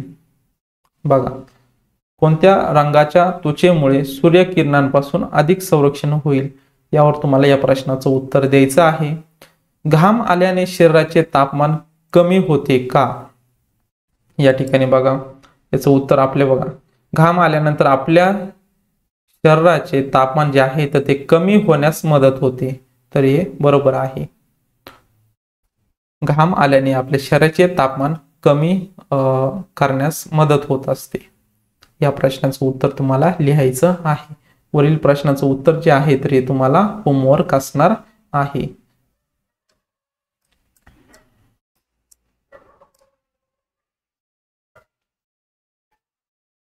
या ठिकाणी बघा विद्यार्थी मित्रांनो, निरीक्षण करा व चर्चा करा. तुमची त्वचा व तुमच्या आजी आजोबांच्या अथवा घरातील वृद्ध व्यक्तींच्या त्वचेचे काय करायचे आहे? तुम्हाला निरीक्षण करायचे आहे. बघा, तुमची जी त्वचा आहे तर ती त्वचा बघा आणि तुमच्या आजी आजोबांची किंवा जे वृद्ध व्यक्ती आहे त्यांच्या त्वचेचे काय करायचे आहे? तुम्हाला निरीक्षण करायचे आहे. काय फरक दिसतो? तर त्यांची बघा जी त्वचा आहे तर ती त्वचा सुरकुतलेली दिसते, तशी तुमची त्वचा जी आहे तर ती टवटवीत दिसत असते. तर हा तुम्हाला फरक दिसून येत असतो. मग हे कशामुळे घडत असते तर त्याविषयी आता माहिती बघूयात. जसे वय वाढते तसे त्वचेखाली असणाऱ्या चरबीचे प्रमाण कमी होते. बघा, जसं वय वाढतं तसं चरबीचं जे प्रमाण आहे त्वचेखालील तर ते कमी कमी होत जातं, म्हणजे प्रमाण जे आहे कमी होतं. मात्र ताणलेली त्वचा मूळ स्थितीत येत नाही. या म्हणजे आता ही त्वचा आहे आपली, या त्वचेखाली जी चरबी आहे तर ही चरबी कमी कमी होते. जसं आपण वय वाढणार तसं जी चरबी जी आहे तर ती कमी कमी होणार. मग कमी झाल्यानंतर जी त्वचा जी आहे तर ही त्वचा जी आहे तर त्यांनी काय सांगितलेलं आहे बघा, मात्र जी ताणलेली त्वचा मूळ स्थितीत येत नाही. म्हणजे एकदा ती ताणली तर ती परत मूळ स्थितीत येणार का नाही, म्हणून ती आपल्याला अशी सुरकुतलेली आपल्याला दिसून येत असते. मग त्याच्या आतील जी चरबी जर कमी झाली त्वचा काय होणार, सुरकुतलेली दिसणार. अशा प्रकारे आपण याची माहिती सांगू शकतो. म्हणजे जसे वय वाढते तसे त्वचेखालील असणाऱ्या चरबीचे प्रमाण कमी होते. मात्र ताणलेली त्वचा जी आहे तर ती मूळ स्वरूपात येते का नाही, ती जशीच्या तशी राहते. मग त्यामधील चरबीचं जी जागा आहे कमी झाली म्हणजे त्वचा आपल्याला अशी लोंबलेली किंवा सुरकुत्या आपल्याला दिसून येत असतात. म्हणून वयस्क व्यक्तींच्या त्वचेवर सुरकुत्या पडू लागतात.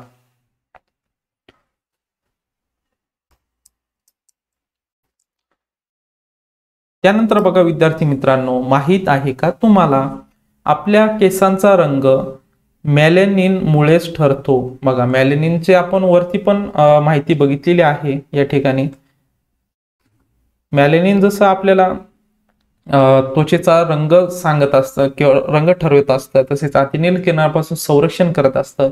तशाच प्रकारे बघा आपल्या केसांचा जो रंग आहे तर तो रंग काळा गडद केस हे शुद्ध मेलॅनिन मुळे, म्हणजे एखाद्याच्या शरीरामध्ये शुद्ध मेलॅनिन असेल त्याचे केस जे आहेत तर ते केस काळे असतात.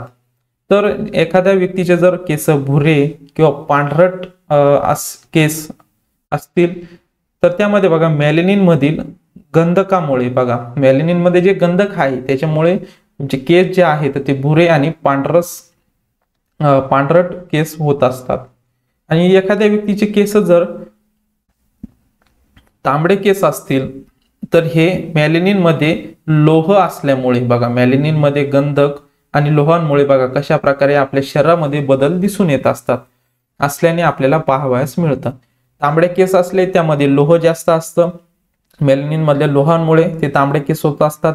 पांढरट आणि भुरे केस असतील तर त्यामध्ये मेलॅनिन मधल्या गंधकामुळे असे होत असतं. आणि त्यानंतर गडद काळे केस असतील तर शुद्ध मेलॅनिन मुळे हे आपल्याला दिसून येत असतं. अशा प्रकारे मेलॅनिनचा बघा आपल्या शरीरामध्ये किती आपल्याला उपयोग होत असतो किंवा त्याची माहिती जी आहे तर ती आपण माहिती बघितलेली आहे.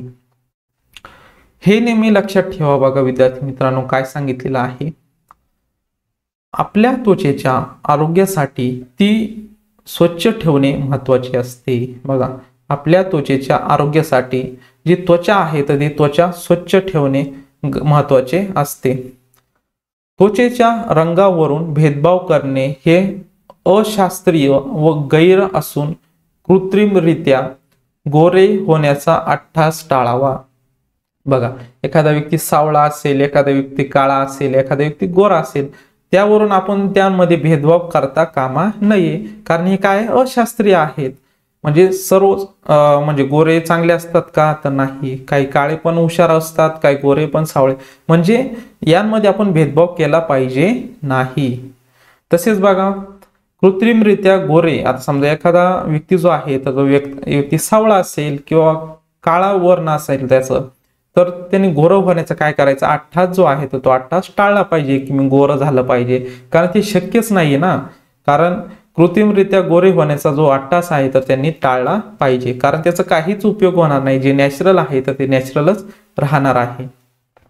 तर अशा प्रकारे आपल्याला छान अशी माहिती त्यांनी दिलेली आहे. तर बघा विद्यार्थी मित्रांनो, आतापर्यंत आपण काय काय शिकलो. या ठिकाणी बघा शरीरातील सर्व हाडे व कृच्या मिळून अस्थिसंस्था बनते. बघा शरीरातील सर्व हाडे आणि कृच्या मिळून काय बनत असते, अस्थिसंस्था बनत असते. पुढे बघा हाडांच्या सांगाड्यामुळे शरीराला आकार व आधार मिळतो. बघा हाडांच्या सांगाड्यामुळे आपल्या शरीराला काय भेटत असतो, आकार व आधार मिळत असतो. त्यानंतर बघा विद्यार्थी मित्रांनो, शरीराच्या बाहेरील आवरणाला त्वचा म्हणतात. बघा शरीरातील जो सर्वात बाहेरचा जो आवरण जे आहे सर्व ते कसलं आहे, त्वचेचं आहे. शरीराचे व शरीरातील इंद्रियांचे संरक्षण करण्याचे महत्वाचे कार्य अस्थिसंस्था व त्वचा करतात. बघा, शरीरातील व शरीरातील इंद्रियांचे संरक्षण बघा कोण करत असतं? अस्थिसंस्था व त्वचा करत असते. त्यानंतर बघा, अस्थिसंस्था व त्वचेची काळजी घेणे आवश्यक आहे. बघा, अस्थिसंस्था म्हणजे हाडं आपलं मजबूत राहण्यासाठी जीवनसत्व डी जे आहे तर ते डी महत्वाचं आहे. तर ते आपल्याला बघा सूर्यप्रकाश असेल, दुधातून मिळत असतं. याविषयी आपण मागच्या पाठात आपण अभ्यास केलेला आहे. मग त्यासाठी अस्थिसंस्था व त्वचेची काळजी घेणे खूप महत्वाचे आहे. त्यानंतर बघा, मानवी अस्थिसंस्थेचे कवटी, छातीचा पिंजरा, पाठीचा कणा, हात व पाय असे भाग पडतात. बघा, मानवी जी अस्थिसंस्था आहे तर तिचे कवटी असेल, छातीचा पिंजरा, पाठीचा कणा, हात व पाय असे भाग पडतात. मानवी त्वचेचे अंत त्वचा, बाह्य त्वचा असे दोन थर असतात. आपण बघितलेलेच आहे, वरती बघितलेलं आहे. अंत त्वचा जी आहे तर ती बाह्य त्वचेच्या खाली असते. वर सर्वात कोणती आहे? बाह्य त्वचा आहे, त्याच्या खाली अंत त्वचा असते. अशा प्रकारे मानवी त्वचेचे दोन थर आपल्याला बघायला मिळतात. अशा प्रकारे या पाठाचा आपण अभ्यास बघितलेला आहे. स्वाध्याय बघूयात विद्यार्थी मित्रांनो. रिकाम्या जागी योग्य शब्द भरा. प्रश्न पहिला काय आहे? रिकाम्या जागी योग्य शब्द भरा.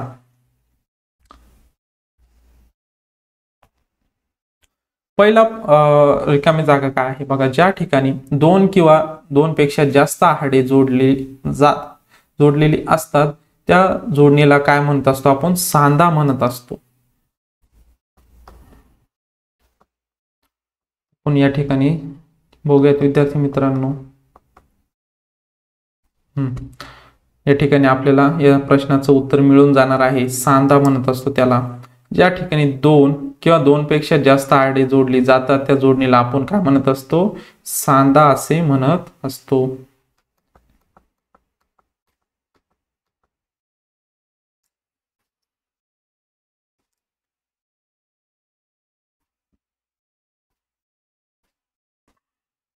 पुढील प्रश्न आहे बघा, बाह्य त्वचेच्या थरांमधील पेशींत डॅश डॅश नावाचे रंगद्रव्य असते. या ठिकाणी बघा, मॅलेनिन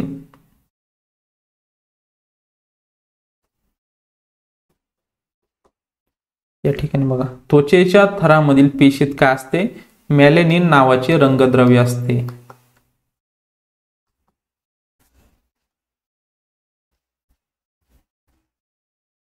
मॅलेनिन नावाचे काय असते? रंगद्रव्य असते. त्यानंतर बघा, पुढचा प्रश्न आहे, मानवी त्वचेचे डॅश डॅश व डॅश डॅश हे दोन थर आहेत. या ठिकाणी आपल्याला बघा शेवटच दाखवलेला आहे. अंतत्वचा व बाह्य त्वचा असे दोन थर आहेत. अंतत्वचा व बाह्य त्वचा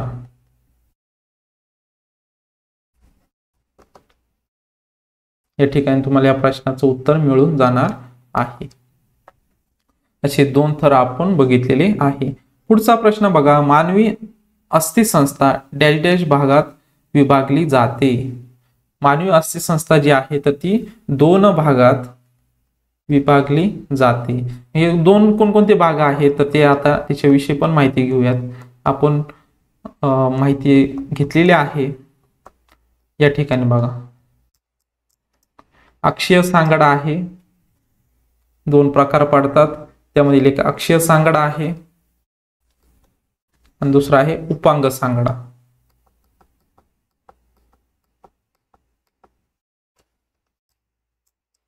अक्षीय सांगाडा आणि उपांग सांगाडा असे दोन काय आहे अस्थिसंस्थेचे विभाग आहेत किंवा दोन भाग आहेत. उखळीचा सांधा. तर बघा, उखळीचा जो सांधा आहे तर उखळीचा सांधा तर तो मनगट नाही, खांदा असतो आपला. बघा या ठिकाणी खांदा. त्यानंतर बिजागरीचा जो सांधा आहे तर तो 180 अंशामध्ये फिरत असतो. मग तो कोणता येणार आहे? गुडघामध्ये येणार आहे. आणि सरकता सांधा जो आहे तर तो मनगटमध्ये येणार आहे. हे आपण वरती एकदा क्लिअर करून घेऊयात.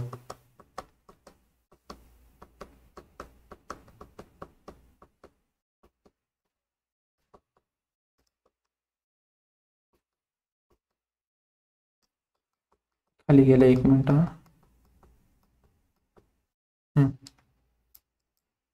बघा, बिजागारीच्या सांध्यामध्ये आपलं कोपर आणि गुडघा येत असत. उकळीच्या सांध्यामध्ये खांदा आणि खोबा येत असत. आणि सरकत्यामध्ये मनगट आणि पायाचा घोटा येत असत. बघा, उकळीचा खांदा आहे, उकळीचा खांदा आहे, बरोबर आहे. बिजागरी सांधा गुडघा आहे आणि सरकता सांधा म्हणजे मनगट आहे. अशा प्रकारे प्रश्न 2चं तुम्ही उत्तर लिहायचं आहे. चुकी बरोबर ते लिहा. जर वाक्य चुकीचे असेल तर ते दुरुस्त करून लिहायचे आहे. प्रश्न पहिला आहे बघा, हाडांची रचना मऊ व मृदू असते, असं होईल का? तर नाही. हाडांची रचना कशी आहे? तर कठीण आहे. तुम्हाला व्यवस्थित हे वाक्य परत लिहायचं आहे. हाडांची रचना कठीण आहे, कठीण असते. कुठं तुम्हाला सापडेल बघा या ठिकाणी.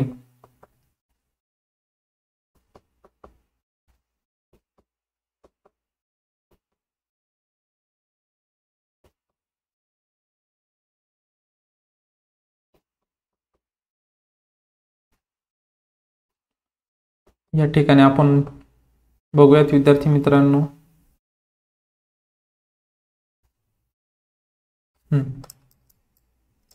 हाडांची रचना जी आहे, या ठिकाणी तुम्हाला या प्रश्नाचं उत्तर मिळून जाणार आहे. हाडांची रचना काय असते? कठीण असते. त्यानंतर आता पुढील प्रश्न बघूयात विद्यार्थी मित्रांनो. पुढचा प्रश्न आहे बघा, मानवी अस्थिसंस्था शरीरातील आंतर इंद्रियांचे रक्षण करते. हे जे वाक्य आहे तर हे वाक्य बरोबर आहे. तर हे व्यवस्थित यापुढे लिहायचं आहे, हे वाक्य बरोबर आहे. अशा प्रकारे प्रश्न 3चे उत्तर तुम्हाला लिहायचे आहे. प्रश्न 4 बघा, योग्य त्या ठिकाणी अशी खूण करा. म्हणजे बरोबरची खूण करायची आहे. पर्याय दिलेले आहे, त्यातील योग्य पर्याय तुम्हाला निवडायचा आहे. शरीराला आकार देणारी संस्था कोणती?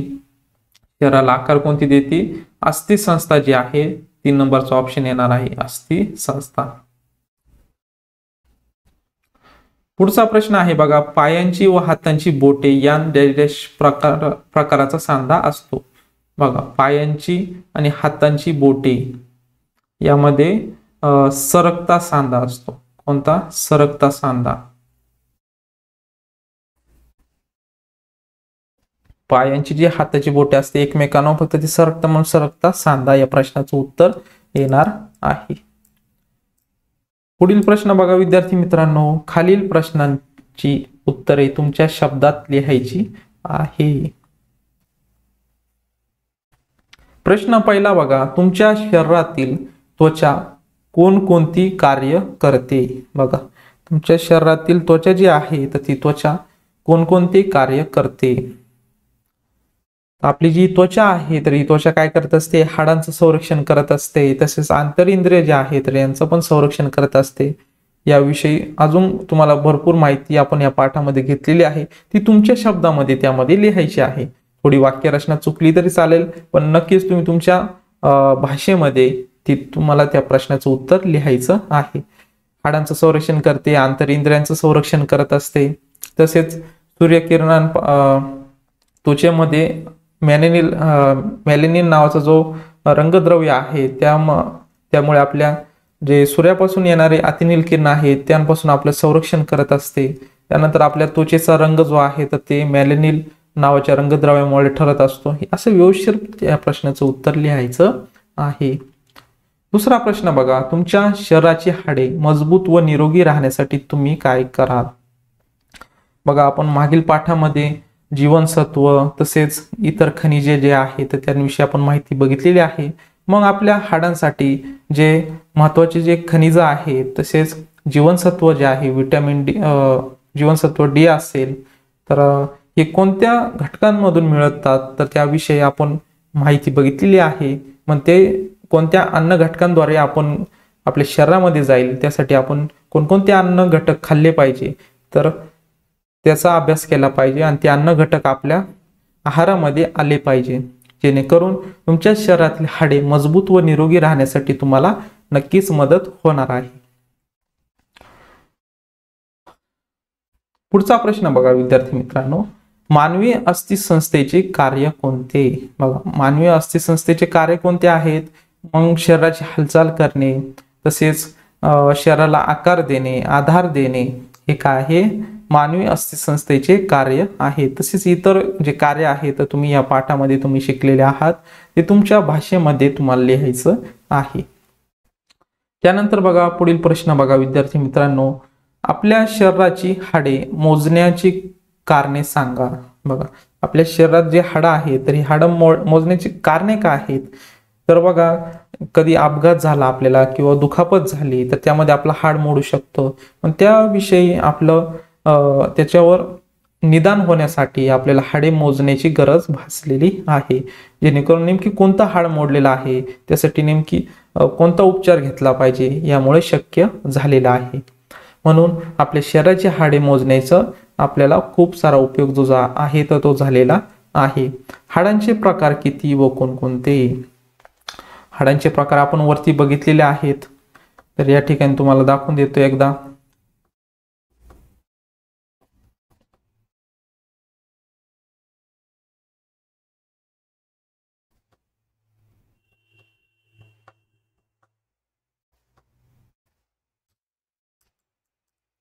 हाडांचे प्रकार किती आहेत? तर 4 प्रकार आहेत. त्यामध्ये हा पहिला आहे, त्यानंतर चपटी हाडे, लहान हाडे, त्यानंतर बघा तिसरा आहे अनियमित हाडे, त्यानंतर चौथा आहे लांब हाडे. याविषयी तुम्हाला माहिती जी आहे तर ती माहिती लिहायची आहे. हाडांचे प्रकार किती? तर 4. कोणकोणते आहेत तर त्यांची नावं जी आहेत ते नावं लिहायची आहेत. पुढचा प्रश्न बघा विद्यार्थी मित्रांनो, काय होईल ते सांगा. बघा, पहिला प्रश्न आहे, जर आपल्या शरीरामध्ये हाडांची सांधे नसले, आता सांधे म्हणजे काय? 2 किंवा 2 पेक्षा अधिक हाडे एकत्र येतात. जर ते सांधेच नसते तर मग आपलं जे नियंत्रण जे आहे हातावर किंवा पायावर किंवा इतर शरीरातील हाडांवर ते नियंत्रण राहणार नाही, आणि जे आपल्याला कार्य करायचं आहे तर ते कार्य सुद्धा होणार नाही. म्हणून आपल्या शरीरामध्ये हाडांचे सांधे असले पाहिजे. नसले तर तुम्ही कार्य सांगू शकता, कार्य होणार नाही, परत त्यांच्यावरचं नियंत्रण ठेवता येणार नाही. त्यानंतर बघा, पुढील प्रश्न आहे, आपल्या त्वचेमध्ये मेलॅनिन नावाचे रंगद्रव्य नसते तर? बघा, मेलॅनिन नावाचे जर रंगद्रव्य नसते, सूर्यापासून येणारे अतिनील किरण जे आहे त्यांपासून आपलं संरक्षण नसतं झालं, मग त्वचेचे रोग झाले असते आपल्याला. तसेच बघा, मेलॅनिन नावाचं रंगद्रव्य नसतं तर सर्व लोक एकसारख्या कलरचे दिसले असते. मग त्यामध्ये सर्व एक तर काळे दिसले असते, सर्व गोरे दिसले असते. मग हे नसेल तर मग गोरे काळे असं काहीच होणार नाही. मग मेलॅनिनमुळे आपल्याला त्वचेचा जो रंग आहे तर तो रंग मिळणार नाही. अजून काय सांगू शकतो? शेवट बघा, आपल्याला या ठिकाणी माहिती पण दिलेली आहे. जे केस आहे तर ते केस मेलॅनिनच्या गंधकामुळे पांढरट आणि भुरे पडतात, तर ते होणार नाही. म्हणजे मेलॅनिनचे खूप सारे फायदे आहे. मेलॅनिनमध्ये जर लोह असेल तर आपले केस तांबडे होत असतात. त्यानंतर गडद काळे केस असतील तर त्यामध्ये मेलॅनिन जे आहे तर ते शुद्ध असतं. त्याच्या शरीरामध्ये, त्या व्यक्तीच्या शरीरामध्ये मेलॅनिन जे आहे तर ते शुद्ध असतं. नसते तर तुम्ही याचे कारण जे आहे ते व्यवस्थित लिहायचे आहे.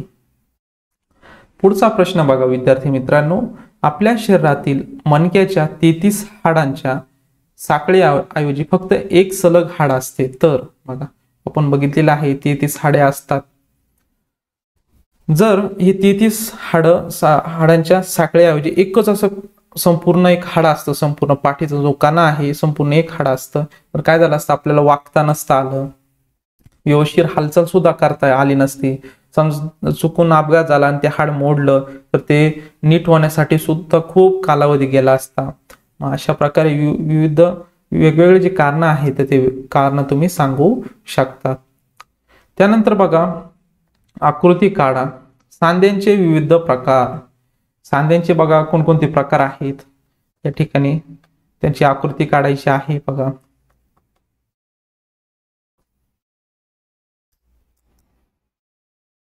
सांध्यांचे हे प्रकार दिलेले आहे. यामध्ये तुम्हाला सरकता सांधा, उखळीचा सांधा आणि बिजागरीचा सांधा यांची तुम्हाला काय करायचे आहे? आकृती काढायची आहे. त्वचेची रचना, दुसरी जी आकृती काढायची आहे त्वचेची रचना. या ठिकाणी तुम्हाला त्वचेची रचना दिलेली आहे. यामध्ये तुम्हाला बाह्य त्वचा व्यवस्थित दाखवून घ्या, अंत त्वचा जी आहे तर ती व्यवस्थित दाखवा. त्यानंतर उपत्वीचा थर जो आहे तर त्यामध्ये जे आपले रक्तवाहिन्या आहे तर त्यांविषयी माहिती, म्हणजे रक्तवाहिन्या असतात या ठिकाणी. तसेच मज्जातंतूचे जे जाळे आहे तर ते या उपत्वीचीय थर आहे तर यामध्ये आपल्याला बघायला मिळतात. अशा प्रकारे व्यवस्थित जी आकृती जी आहे ती आकृती काढायची आहे, किंवा या दोन्ही आकृती तुम्हाला व्यवस्थित काढायच्या आहे. सांध्यांचा विविध प्रकार आणि त्वचेची रचना यावर तुम्हाला आकृत्या काढायच्या आहेत. त्यानंतर बघा उपक्रम. मानवी अस्थिसंस्थेच्या विविध भागांची चित्रे गोळा करा व एका चार्ट पेपरवर चिटकवा आणि त्या प्रत्येकाची कार्य लिहा. बघा, मानवी अस्थिसंस्थेचे विविध भाग जे आहेत तर या विविध भागांची चित्र गोळा करायची आहे, एक चार्ट करा, त्या पेपरवर व्यवस्थित चिटकवा आणि त्याची प्रत्येकाची कार्य जी आहेत ती कार्य लिहायची आहेत. अशा प्रकारे छान असा एक उपक्रम होणार आहे. त्यानंतर बघा, विविध प्राणी पक्षी यांच्या अस्थिसंस्थेची चित्र कात्रीने जमा करा आणि त्यामधील फरक जे आहेत ते फरक जाणून घ्या. सुरुवातीलाच बघा, आपल्या पाठाच्या सुरुवातीला वेगवेगळे डायनोसॉरचे असतील, जनावरांचे असतील, पाळीव प्राणी, त्यानंतर जंगली प्राणी असतील तर यांचे आपल्याला काही सांगाडे दिले होते. तर माशांचा सांगाडा दिला होता, सापाचा सांगाडा दाखवलेला होता. अशा प्रकारे विविध प्राणी पक्षी यांचे जे अस्थिसंस्था आहे तर यांची तुम्ही चित्र गोळा करू शकता. तसेच वर्तमानपत्रामध्ये तुम्हाला भेटून जातील. तसेच इंटरनेटवर सुद्धा तुम्हाला याची चित्र जी आहेत ते तुम्हाला मिळून जातील. त्यांमधील फरक जो आहे तर तो फरक तुम्हाला जाणून घ्यायचा आहे. अशा प्रकारे तुम्हाला दोन जे आहेत ते दोन छान उपक्रम तुम्ही नक्कीच करशाल आणि छानपैकी या पाठाचा तुम्हाला अभ्यास नक्कीच जमणार आहे. कारण आपण व्यवस्थित एक ना एक घटक आपण व्यवस्थित बघितलेला आहे. नक्कीच तुमचे जे डाऊट्स असतील तर ते डाऊट्स सर्व क्लिअर झालेले असतील. तर अशा प्रकारे विद्यार्थी मित्रांनो, हा जो पाठ आहे तर हा पाठ आपण संपूर्ण या पाठाचा अभ्यास बघितलेला आहे. तर आपल्या पाठाचं नाव काय आहे तर बघा, आपली अस्थिसंस्था व त्वचा हा जो पाठ आहे तर हा पाठ आपण अभ्यासलेला आहे. तर बघा विद्यार्थी मित्रांनो, इयत्ता 6वी मधील आपण सामान्य विज्ञान या विषयातील आजचा हा पाठ जो आहे तर हा व्यवस्थित अभ्यास बघितलेला आहे. जर तुम्हाला काही डाऊट्स असतील तर नक्की तुम्हाला कमेंट बॉक्समध्ये विचारू शकता. तर विद्यार्थी मित्रांनो, भेटूयात नवीन अशा एका लेक्चरमध्ये. तोपर्यंत धन्यवाद.